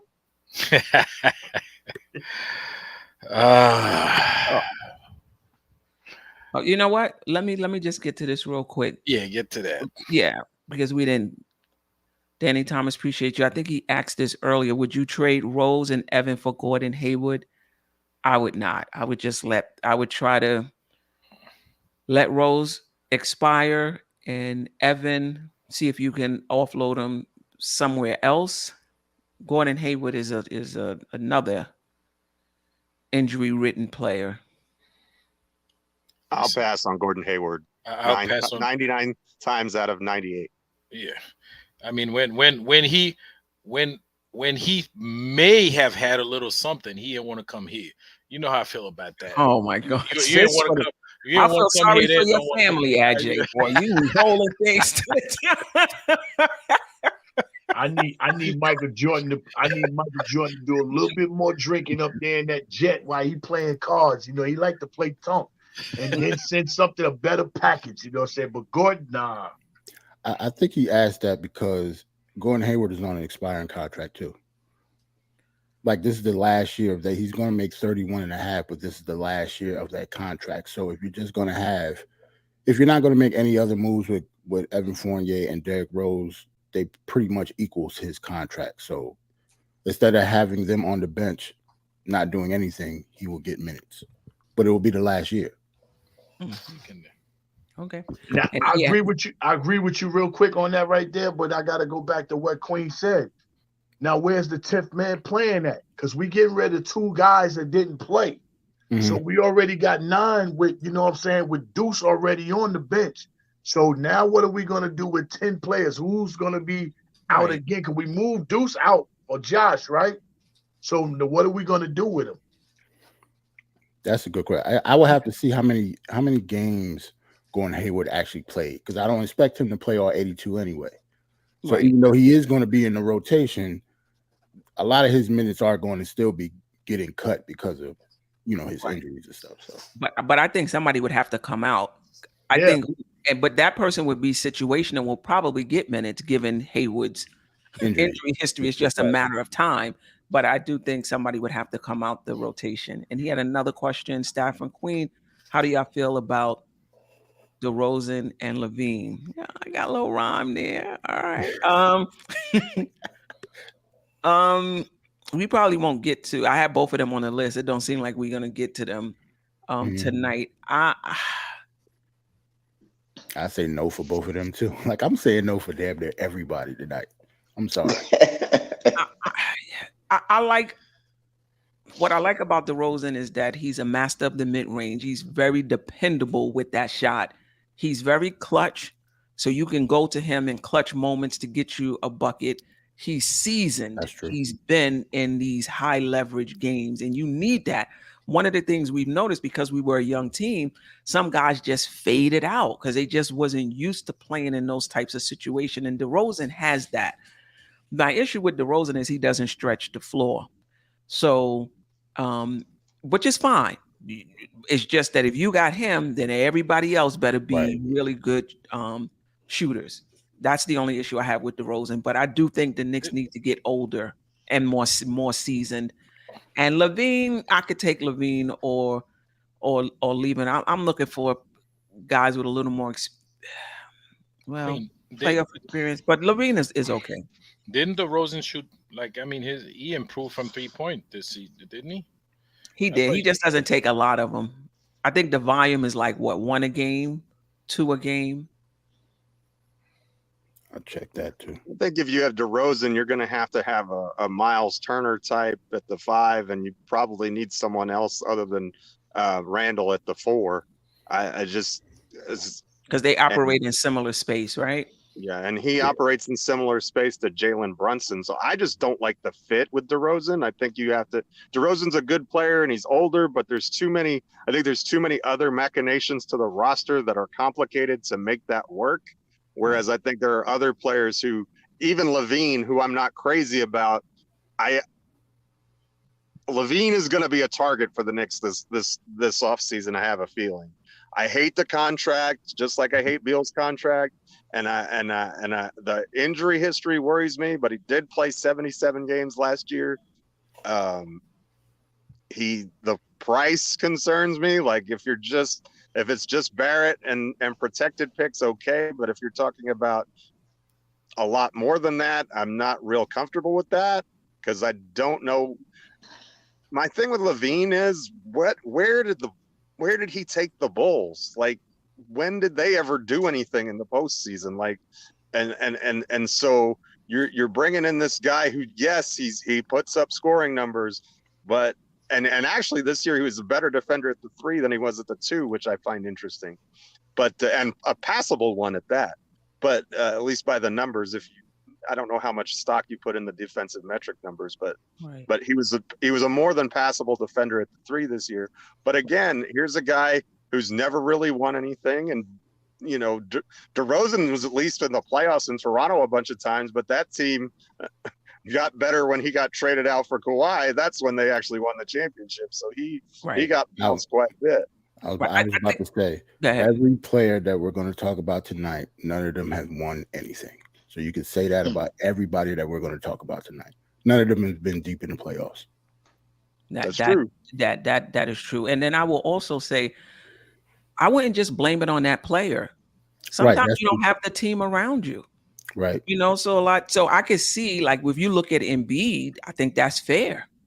You know, he's had a team that can get out of the second round, and you could criticize him, and it would be fair and say, well, he hasn't let his team out of the second round. But LaVine, who's LaVine had on his team to lead them, you know, to the Eastern Conference Finals or to the second, you know, or to the second round. So the point I'm trying to make that type of judgment, I like to look at the roster around that player. And if that roster was good enough, then yes, then you could look at the best player on that team and be like, But, you know, wasn't they one of the top 5 teams sometime last year? In the regular season, before in the regular season, right? Before the injury to Ball, they were playing well, but then Ball got hurt. Lonzo Ball got hurt, and then they started to slip in the standings. I think what they were like, they were definitely in the top 6 and maybe even higher than that before the Ball injury. I think they were third. So maybe he just need a reliable point guard, because he ain't really had no point guard in Chicago. What are we gonna say? Caruso, Kobe White.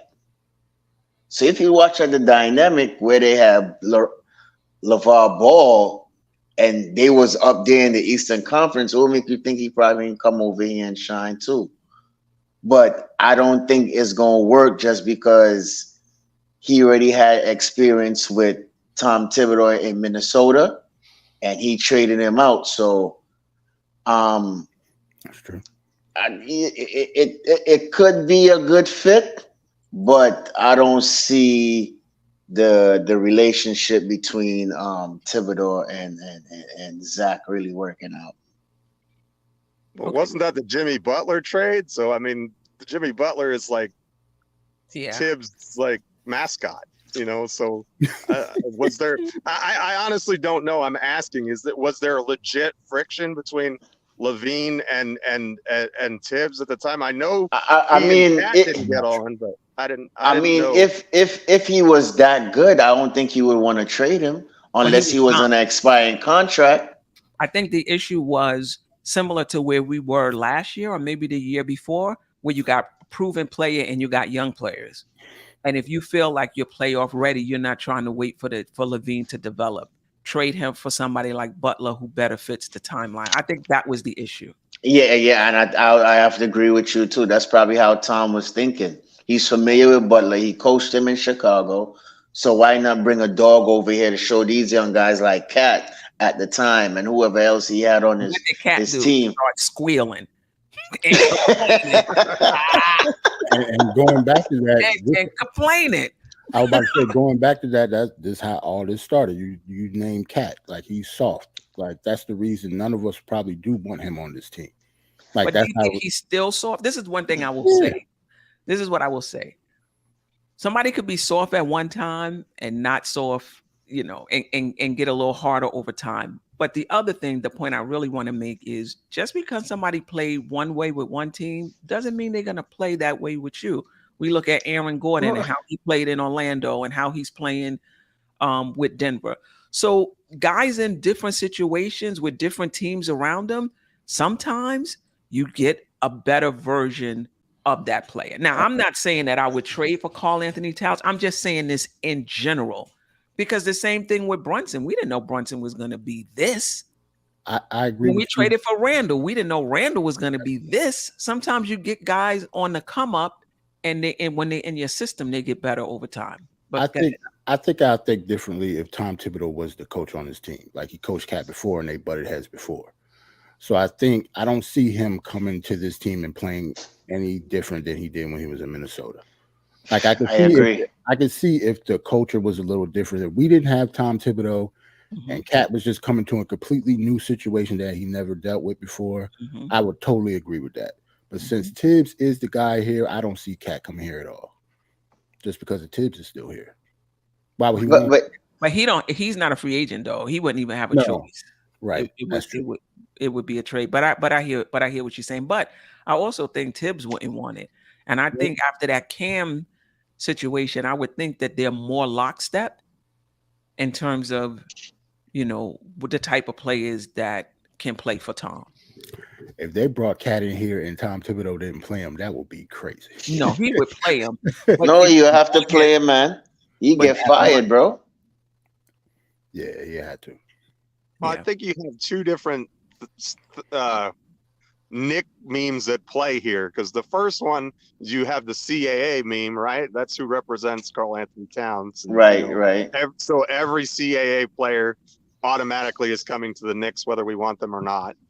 And then on the opposite side of the coin, you have this friction between Thibodeau and Towns that, I don't know all the beef, all that stood behind the beef, but I imagine a lot of it had to do with lackadaisical defense, if I had to guess. And the thought of Randall and Towns and possibly Barrett in a front court together would be absolutely mortifying on defense. I don't know what we would have to give up to. Well, hold up though. Would that be worse than KP?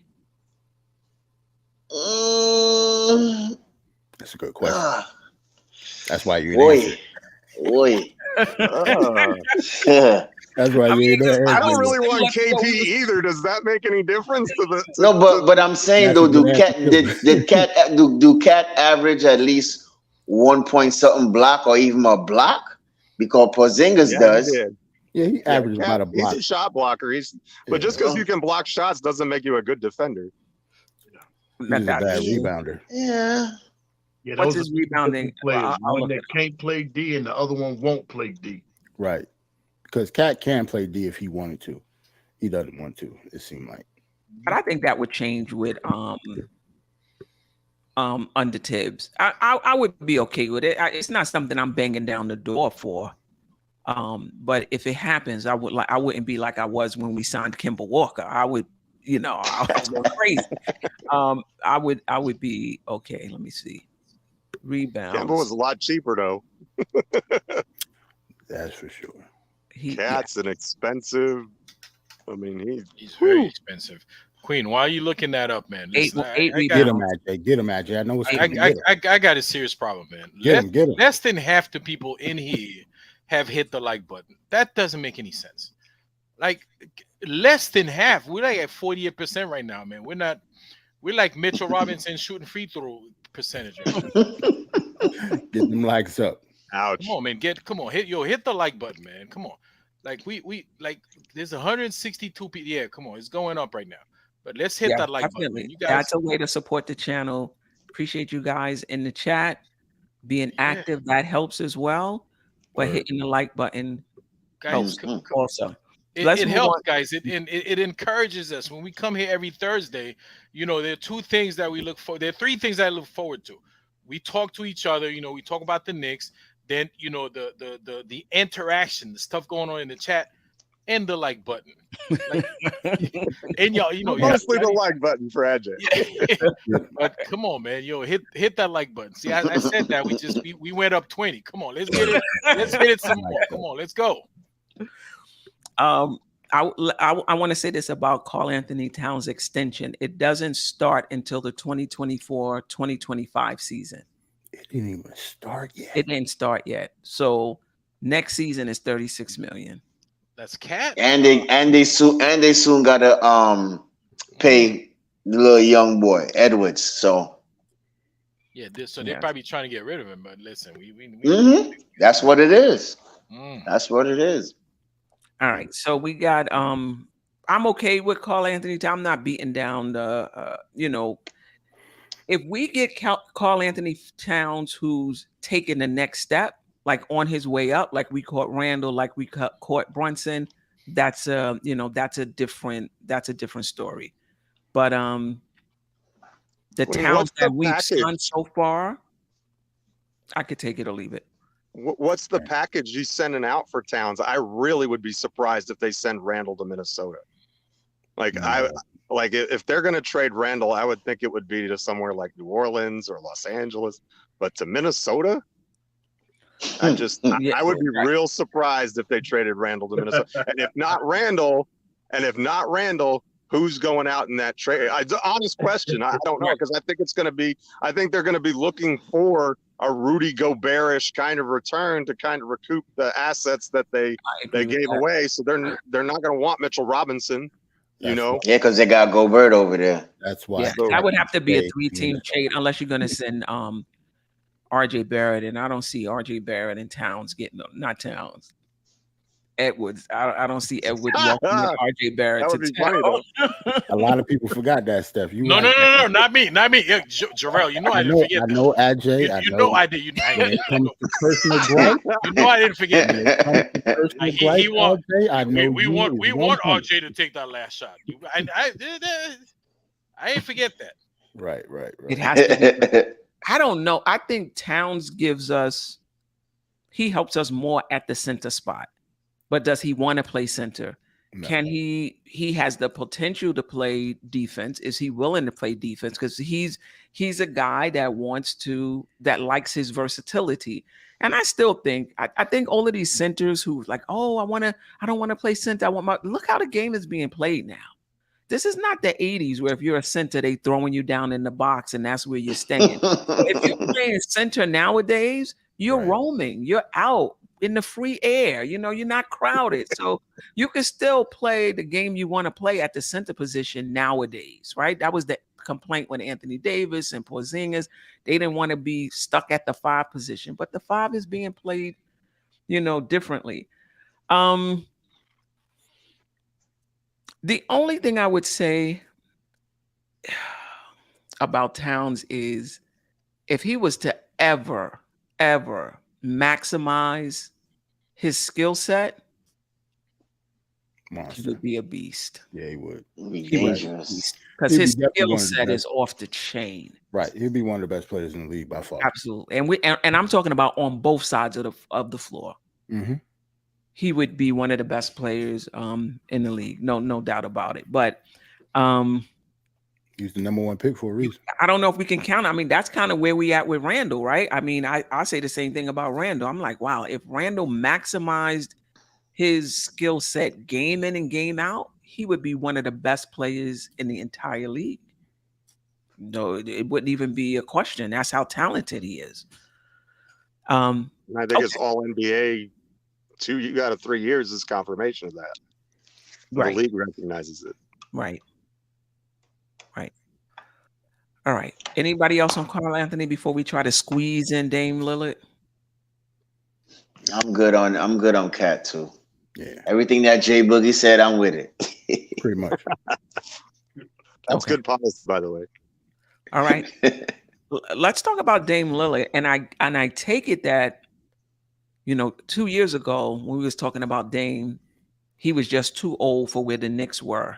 Right there where the Knicks window hasn't even opened yet. He's 2 years older now, but I take it that's okay now because the Knicks are closer to championship contention, I guess. So this short window that we have him to play in would be okay because you're going to have to give away some this ain't no Bradley Beal where they trying to get off of contracts and so you can get them on the cheap. You're going to have to pay for Dame, and he makes more than Karl Anthony Towns, and he makes more than Bradley Beal. We talking 60 million. He makes more than everybody. Yeah. I don't like that contract. I just don't see a backcourt of Brunson and Lillard Yeah, I'm with you on that. I just defensively, like I just don't see it. I mean, you look at, I mean, he had CJ McCollum there. McCollum's a terrific guard. I mean, Anthony Simons is a really good guard. So he's played with other good guards. I really don't.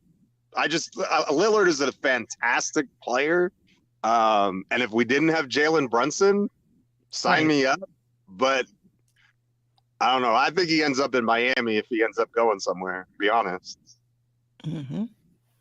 They always seem to be able to pull off those trades for that kind of player. They'll probably send Kyle Lowry and 3 Reese's cups and end up with him because Pat Riley's genius.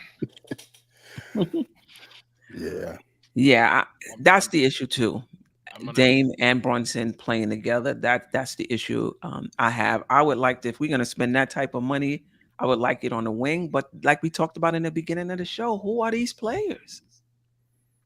Right. They're just not available. But anybody else want to talk about Dame? Queen, I'm gonna echo Shot Powers.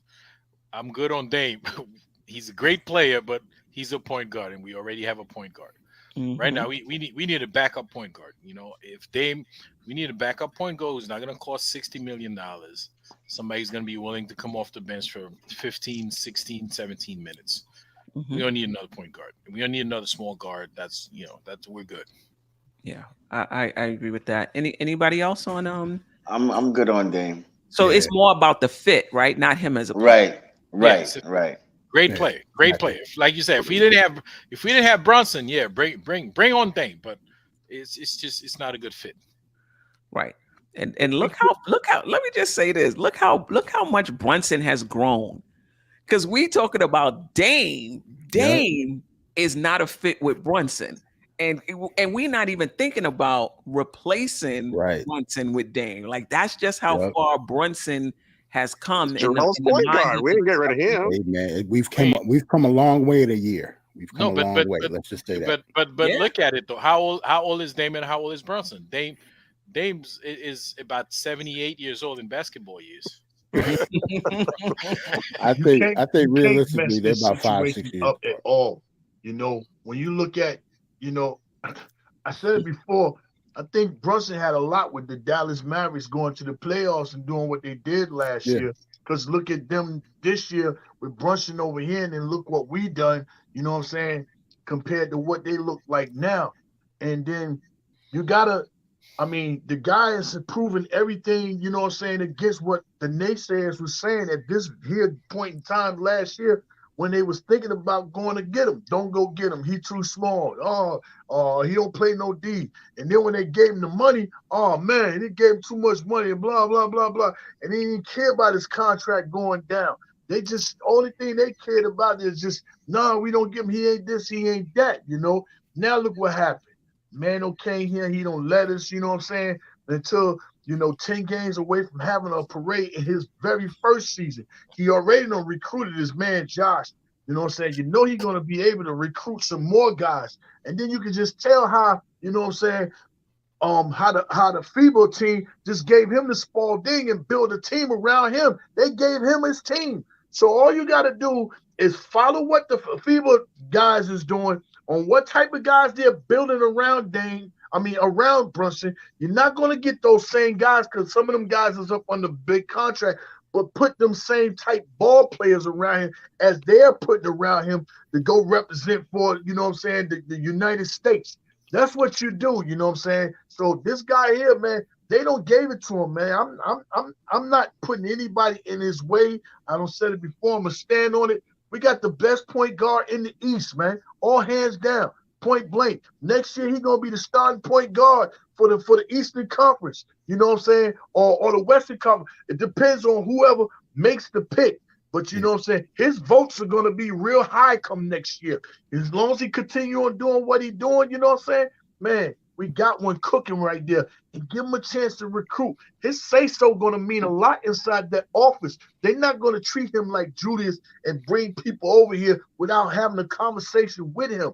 You know, that was a fault that they did with Julius. But now Julius is cool with passing the torch to this dude and let him take the Spalding and lead this team. They're going to bring this dude in and have a say-so about him, you know what I'm saying, about who you want to bring on this team. That's why his dad is over here. That's why I say you can't get rid of you get rid of Tom. I bet you they don't get rid of Rick Brunson because they hired everybody that's on the bench.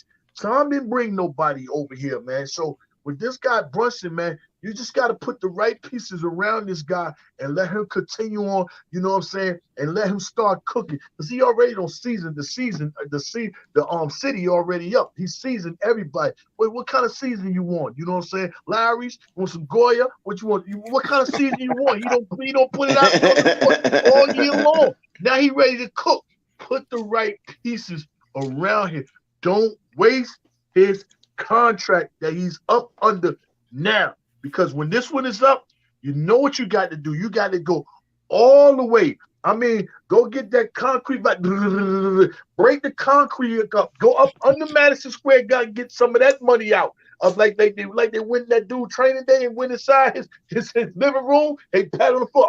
It's right there. And they drilled it. They got to go way up under there and get that Jalen Brunson money. Yep, don't waste his contract right now. It's a free contract, free. But ain't Tom bring over that Chinese coach with him? Yokohama, wherever his name is. Japanese. That was dope.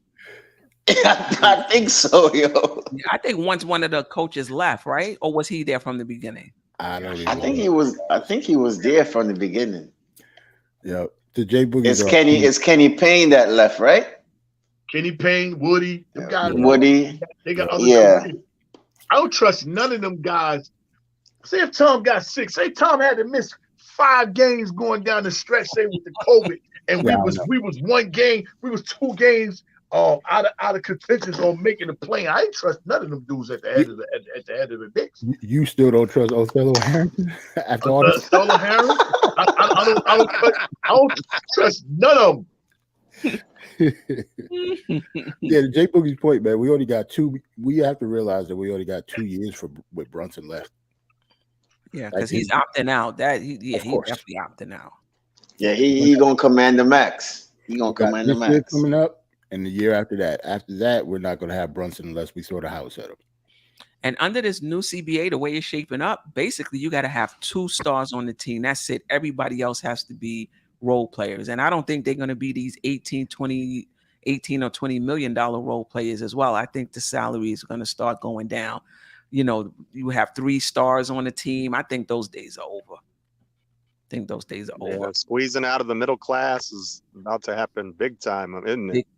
Big time. Get your contracts this summer right here, because like under the new CBA, let's just say Josh Hart 2 years from now was a free agent. He's not getting 18.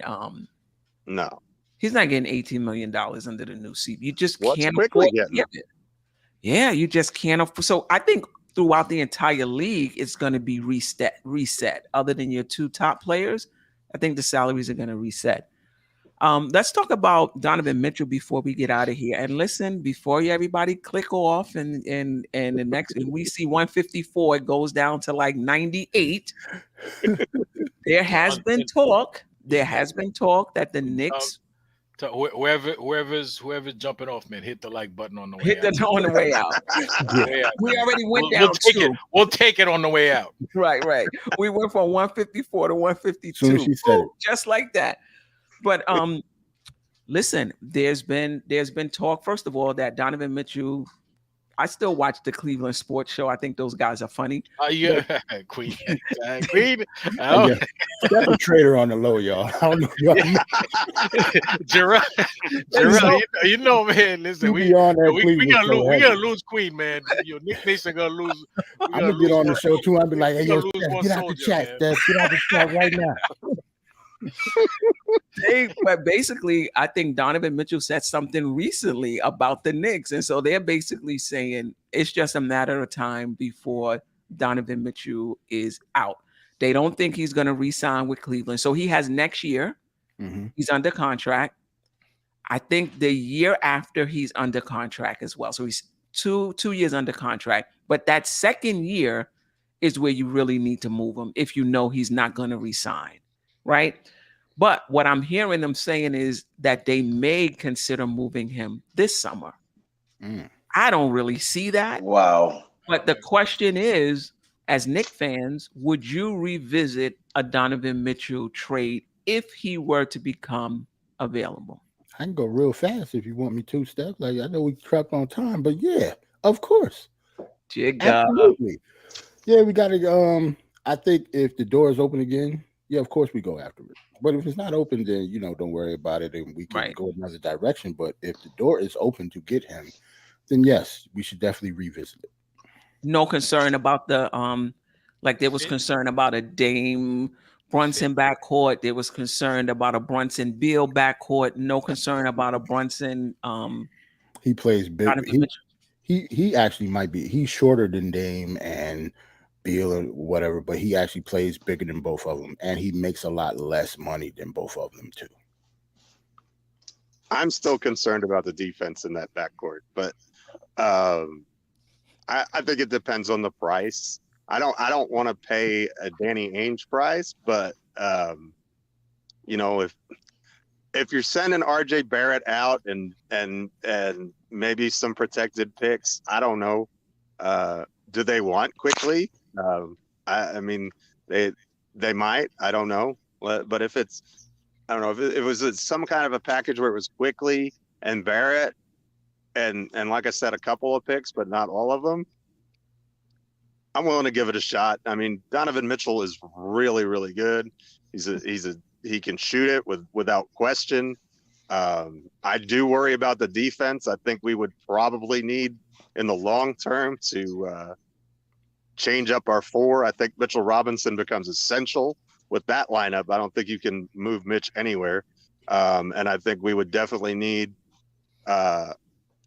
defense at the wing. Does Josh Hart and Grimes bring enough? I mean, they're both small, but I don't know.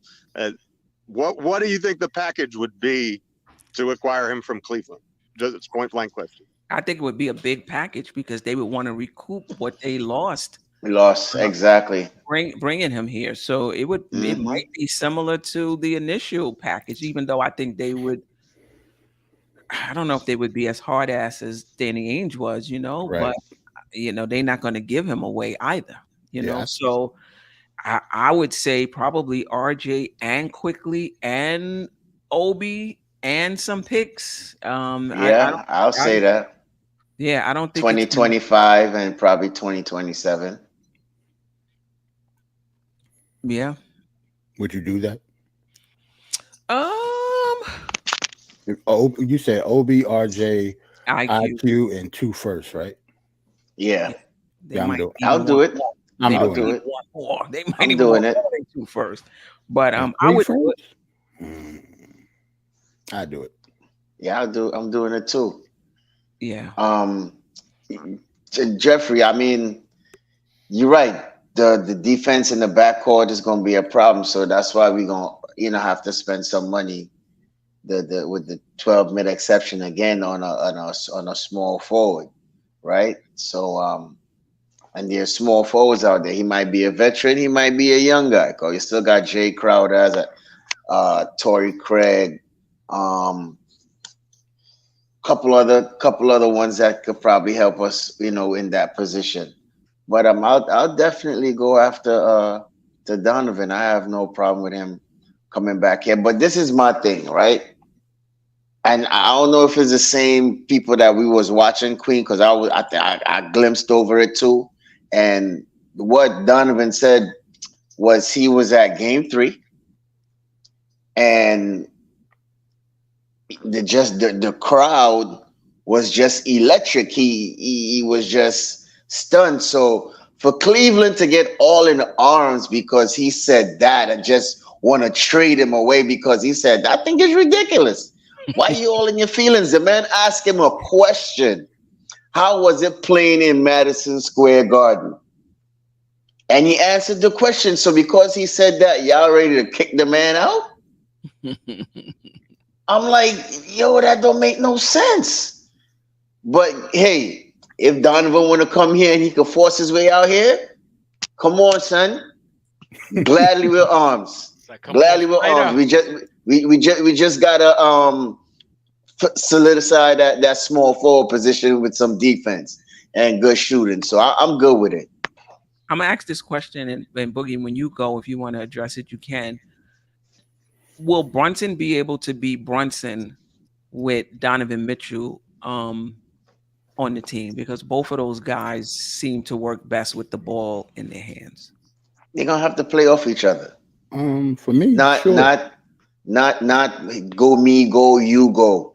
It's gonna have to be a chemistry. Just like Jokic and Jamal Murray. They had that chemistry. Both of them was just working it. I think it could happen like that and just sprinkle a little Randall in the middle. And I think it could work. They just got to work with each other. Yeah. Chemistry.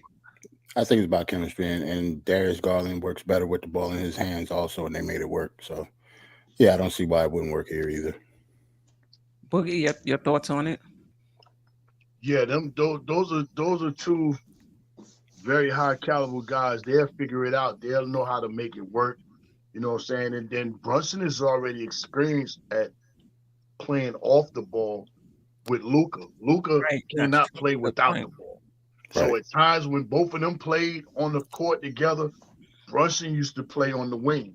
You know what I'm saying? So, and then Donovan has experience on playing out without the ball because he was with Mike Conley. Conley, You know right? He pretty much took Good over point. handling the rock when Mike was hurt. So both of them guys can offset one another. But me and Hard Will got the footage from Game 3 at Madison Square Garden. And I jumped on that jumbotron and I said, "New York City, the time is now." When you see our squad, the time is now. We got Donovan rocking, looking up like, what is going on? That was, you know what I'm saying, that the first time out of the first quarter. I'm not joking around with Donovan, dude, at all. Yo, dude, you want to be here? Yo, you got to tell them people, yo, I want to be here. This is where I want to take around. Yeah, Right. stop joking and playing around with these That's games. I know and understand you don't have a trade clause and you can't say where you want to go. But if you tell them people this is where they want to, where you want to go, they're going to accommodate that to try to see if they can make that fit. Now they might try to throw something extra with us because this is where he want to be, and they don't have to trade him to us. You know what I'm saying? But Donovan got to want to come over here like he feel for the city. You got to tell them people that, man. And until that happens, you know what I'm saying? I'm not messing with Donovan no more. You didn't tell Danny that. So you got to tell Cleveland. If you don't tell Cleveland that, I'm not going through another season, you know what I'm saying, with you. With the rumor spread, you want to be here. You had baseball games again, you know what I'm saying? You was on the sideline at the Giants, you know what I'm saying? Workouts the other day, you know what I'm saying? And I don't want to see none of that, hear none of that, no more. And then if you do make a trade with us, man, I'm going to play a little hardball. I'm going to throw it at you first. And your first thing first, I'm not sending you none of my core. You didn't give up none of your core to go to Utah. I got to send that at them to see if they're going to bite, whether they're going to bite or not. But I have to shoot certain jabs at them just to see what I can keep because they didn't give away none of their core. They starters know none of that. So before I even mention RJ anything, I'm going to see what you can do as far as with this bench rotation. And probably in that situation, I probably would move Grimes before I would move quickly because I think quickly would be more of a factor coming off the bench than Grimes. If I don't have another point guard coming off the bench, you know what I'm saying, then I have to put the point guard in Josh's hand, and that's going to take away from his game. I'd rather try to keep it in Quickly's hand, even though neither one of them are point guards, you know what I'm saying? But I would have to go that way first. Before I get rid of Quickly, I'm going to get rid of Grimes because I'm looking for him to start in Grimes' spot, you know, along with RJ. And that means I need Quickly and still Josh coming off the bench and providing that 28 to 30 points per night, you know, coming off the bench together. I don't know what I'm going to get from Grimes until I see it come next season. I don't know if he just want to catch and shoot. I don't know if he just want to still be in the offensive set. I hope and pray that guy come back and feel like, yo, I'm getting ready to be a part of this rotation and getting buckets. But if he's not, then I got to get rid of him. But I ain't doing nothing with Donovan. Nah, I can't rock with you, Mitchell. I'm already trying to deal with this Mitchell I got playing center. I can't deal with you. I think Jay Boogie want to get Spider for D Rose, Evan Fournier, and Daquan Jeffries, man. If they give it a Spider for that, man, I think Jay. Nah, he's saying throw that at them first, see what they say. You know what I'm saying? How bad you want to get rid of them? Yeah. Right. Like, it's like I understand that. Pull a Jedi mind trick on them. See if they accept that one. You never know. Right. But it's mostly the fans in an uproar. Then I don't see the front office like tripping out, and like oh my God, he said he want to go to New York. Let's just try and get rid of him. It's basically it's the fans, man. They're emotional, man, because people for a long time nobody want to come play in New York. So anybody that want to come play in New York right now, so they get really excited. I just feel they salty because we beat them, right? I think that's part of it also too, and part of it is because he was all or at the arena, like what Jay Boogie said. You feel me? And seeing all the stars and the place going crazy, and I hear him saying it, but it's like, what was so emphasis on the fans being like, yo, we need to get rid of him because they mentioned New York? I think it's just saltiness, man. They're just salty. But that's all that is. Also, Steph, remember the clock is ticking on him. In other words, if he's just going to play out his contract there, remember the draft picks that Cleveland gave up start when he leaves. So they don't want to lose him for nothing. If he's not going to stick around, I think part of the gamble and calculus that they made was that they were going to be really good, and that was going to want to keep Mitchell there. But if the more time passes, the closer he gets to the end of that contract, if he wants to get out and become a free agent, they don't want to lose him for nothing.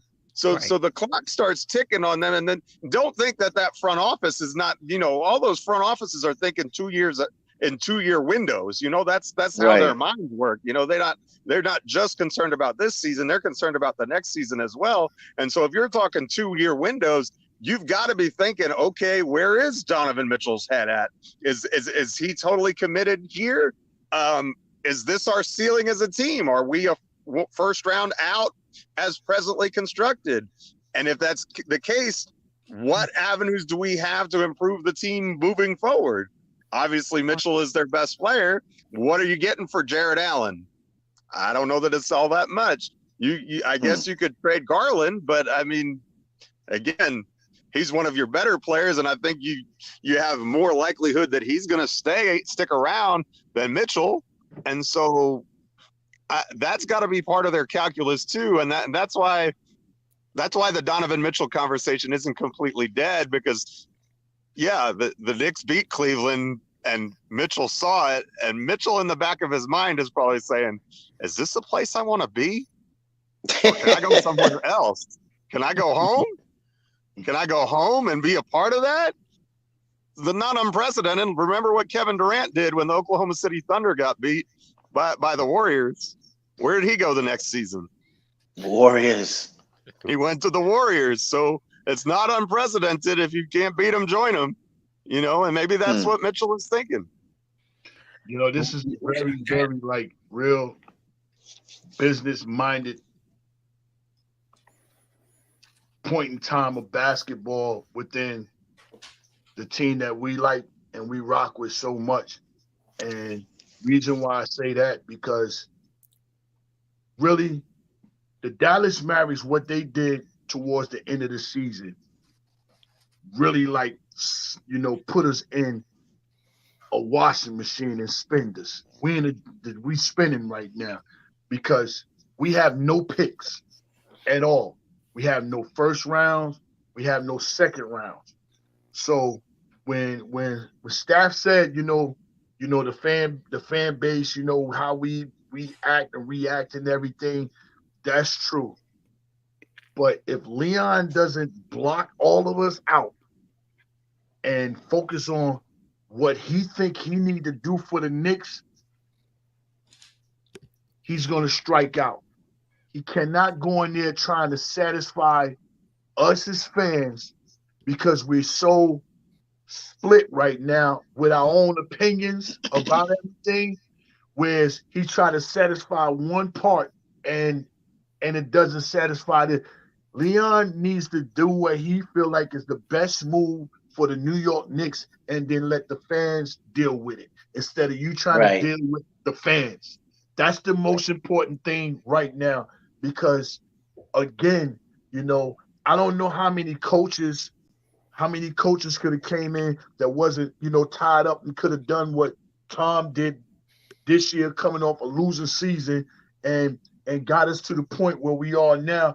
And I don't know, and I haven't seen it yet, but I don't know what the GM can do without no draft picks, you know what I'm saying, at all, coming into a big draft and coming into a part where a lot of players are looking to get moved.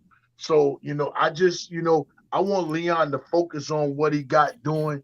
And just me as a fan, whatever he does, I'm going to have to be satisfied with it because he got the most pressure on anybody.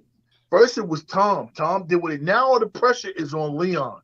That pressure is on Leon for him to do what he got to do inside that office and figure this thing out, starting really in 5 more days in a wake-up. You know what I'm saying? Because that draft is next Thursday. That's and you need to be figuring out what you're doing now. And Queen said it best. I don't see us trading into the draft. You know what I'm saying? Or unless we looking to reset somebody like Obi. I don't see rumors with Obi going to Indiana and we getting a 23rd pick and a playoff day team. I don't see those type things, you know what I'm saying, come about. But he need to figure this thing out, and I just pray, he continue on the path that he has done, as far as making decisions, because he don't make all the right decisions. That's still this season was the right decision for us to keep our draft pick, for us to trade away our draft pick and keep the Dallas pick because we was a better team than Dallas. It's just that nonsense what they did. You know what I'm saying? To make sure they top 10 protected, you know what I'm saying, when they wasn't, was a disaster. And basketball is going to make something happen for us. Right. I still think also, too, Leon Rose ain't going to say nothing like that. He's a man of hardly a word, so we ain't going to know what's cooking until the draft night. So we might just get a second round. Yeah, we might just get a second round pick. You never know. All right. Before we get out of here, we got 2 questions. Somebody asked, would you trade RJ Barrett for, that was G Money. Appreciate Michael Porter Jr. stopping by. Would you trade RJ Barrett for Michael Porter Jr.? And then someone, I was trying to find it. So whoever you are, my apologies, asked if Zion didn't have an injury history. Would you trade for him? Listen, if he didn't have an injury history, they wouldn't be trading. Yeah, they wouldn't be trading. Hey, man. Yeah, common sense. Maybe in the Western Conference Final. Yeah, they wouldn't be trading him. He's just that talented. But RJ for Michael Porter Jr. Listen, let me tell you, Michael Porter Jr. pissed me off in the playoff. He just could not hit a shot. Now, he came through when he was driving to the basket and what have you. Stick with that. That's what's working. He pulling up off the dribble. I said, "Oh, what is this? He think this is his own playground? They trying to win a championship here." He played like that a lot too. Huh? Yeah, that's why they cut his minutes. He played like that a lot too. That's just his game. Like he does that all the time. Really? Just pull up? Just that's his game. Yep. Wow. Yeah, but Jarrell, if you notice, he hardly played. The rookie took his minutes basically. It went down a little 'Cause bit. his minutes dwindled down to like I think it was like 14. Yep. So you know, I don't think yeah, I'm saying he's inconsistent just like RJ, but I just feel like he's a better shooter though, and better around the basket. I'm sorry. When Jimmy was on that floor, Gordon was on that floor. And no matter what his offensive things are doing, he made it hard for Jimmy. Jimmy ran out of his basketball game against the Denver Nuggets. He ran out. And well, it's limited anyway. I mean, he don't really have a big offensive bag. Right. That's why I was shocked. I was shocked when one of the announcers was tripping on if Murray was better than Jimmy Butler. I was tripping. I'm like, it was like Jimmy Butler. Man, what? Wait, when, where, and how? Right. This guy, man, got better handles, can shoot from anywhere, get his own shot. What are you talking about? He played better defense. Right. But this guy's a walking bucket, you know? I mean, but I'm not on what's the trade Aaron on RJ for Aaron? No. For Porter. I'm not high on Porter. So I wouldn't want Porter. I don't want RJ either. No disrespect. I just feel like we need somebody that can shoot the three a little better. And I didn't see that. And I didn't see that from Porter in the games that I watched. So Queen, let me just say this one thing before you go. I was looking at an article. It's called The Ringer, and they had the top I think it's 58 guards. Bronson is at number 13. Then you had I think it was Josh Hart at 32, I believe was Quickly. Then you had Josh Hart at 42, RJ Barrett at 47, and Grimes at 52. This was just shooting guards or guards? Yeah, shooting guards. Yeah, guards. Yeah. Okay. The Ringer. So if you get a chance, you could go look at the list. It's very interesting. Yeah, yeah. Well, I'm surprised Grimes even made it. That's what I was about to say. I mean, he has the potential. I do think he's gonna be. I think he's gonna be good. All right. The other guys, you know, maybe we'll do another show. Listen, next week I'm gonna be at the draft party, the Nothing But Knicks draft party. Oh, you are? Yes. Sweet. Yeah, I'll be back in New York. Okay. Yeah, so I'll be at the MBK draft party. So, is it possible if we can do the show Friday? Because by that time we could do it Wednesday, but I figure Friday. Wednesday's not good for me. Wednesday's not good. We'll have some news about what the Knicks did at the draft. At the draft, and Friday. Then also July 1st. I meant to. Oh man, I thought I had the link. The MBK first annual cookout. Yes, is going to be July 1st upstate near Utica. Albany. I think. Okay, good. I have the link. So I'm going to put the link. I'm going to put the link in the chat. Anybody who wants to register for either. What's going on here? Yo, there's a soccer game going on right now. That thing turned wild. Did it? Who playing? The U.S. and Mexico. Oh, for real? Yeah, the U.S. So we kicking their ass. I'm sorry. We beating them 3-0. But there's a couple of fights broke out, man. I think like 4 or 5 people got each other. Yeah, that's big rivalry, man. Yo, both of them playing the CONCACAF. Yep. All right. So in the Leagues Nation, I mean, there's like mad fight breaking out all over the field. Yeah. So they most like that's a rival right there. Steph, feel me? Yes. Steph, I could start winning something. And you can share it all night. Yeah. Okay. Yeah. So definitely share it. That would be great. So know it. The Knicks don't have a draft pick, but trades happen during the draft as well. Right, exactly. So this is what I'm more what I think. Yeah, Oh, let me check this out. Oh, yeah. So I put the link in the chat. There'll be basketball games. There'll be a live podcast. Isaiah cooking with Chef Zay. He gonna be Oh on the Lord, grill. you're gonna burn up the food. And it's kid friendly as well. So bring your kids. We're gonna do the egg game for the kids, the 3-legged race, the sack race for the kids. So if you want your family, bring your family to come. Bring your family as well. It should be a lot of fun. It's about right outside of Albany, New York. 3 hours. About that. Hey, Jarrell, no sack racing for you, okay? No way. You don't get no that's a big sack. Right. And then also the draft party, that link I put, if you want to come to the draft party, the registration is free. That's just so we know how many people are going to be. There's always fun. If you've never hung out with MBK, you're missing something. It is a lot of fun. That's a Legends. Oh boy. And that's at Legends with the good wings, the good chicken wings. So yes, sir. Are y'all going to be live streaming that night from there, or? Yeah. Yes. I'm sure as soon as going to Yeah. We'll be live streaming. And don't forget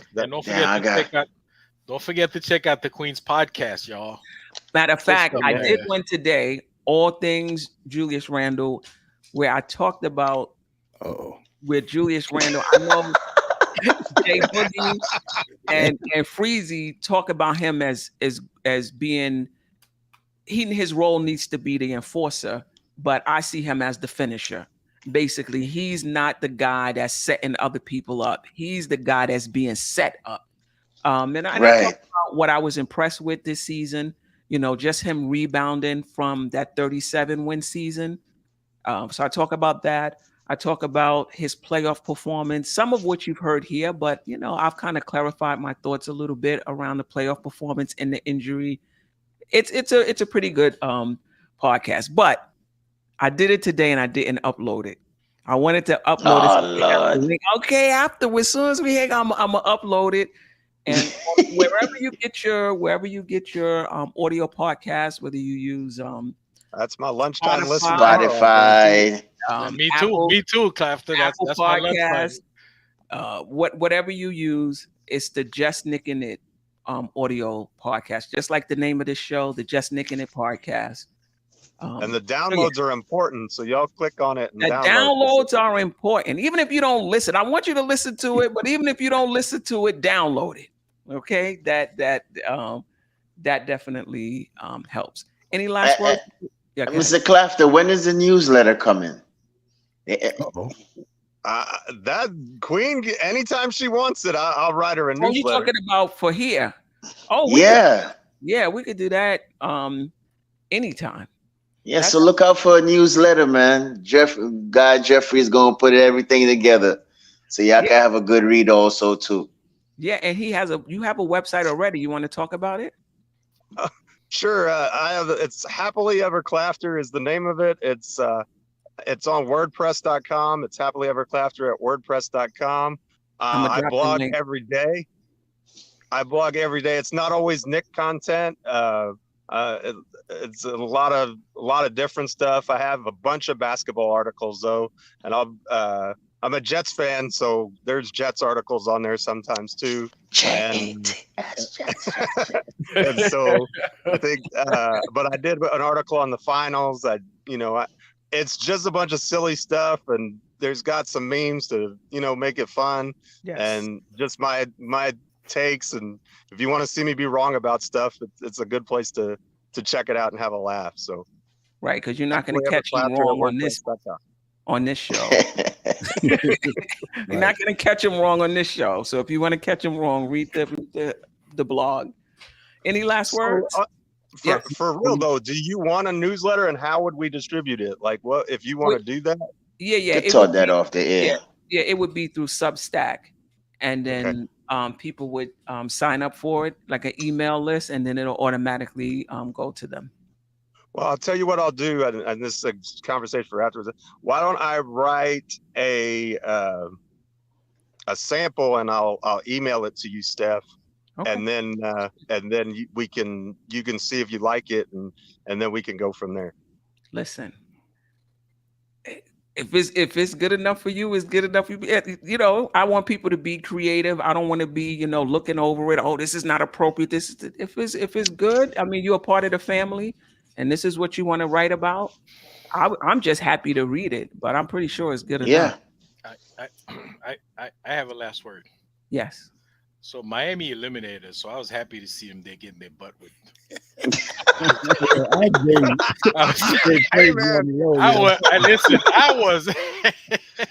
I was loving it.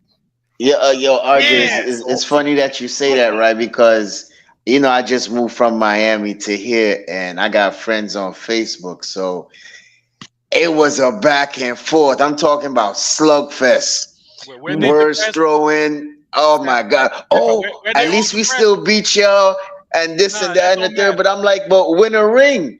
You see, you went to the playoffs in 2 to 4 years. Win a ring, and all you got is 2 Eastern Conference rings. You know, get the jewelry. So we was going at it. It was a slugfest. Tell them all they did was they prolonged their suffering. That's all they did.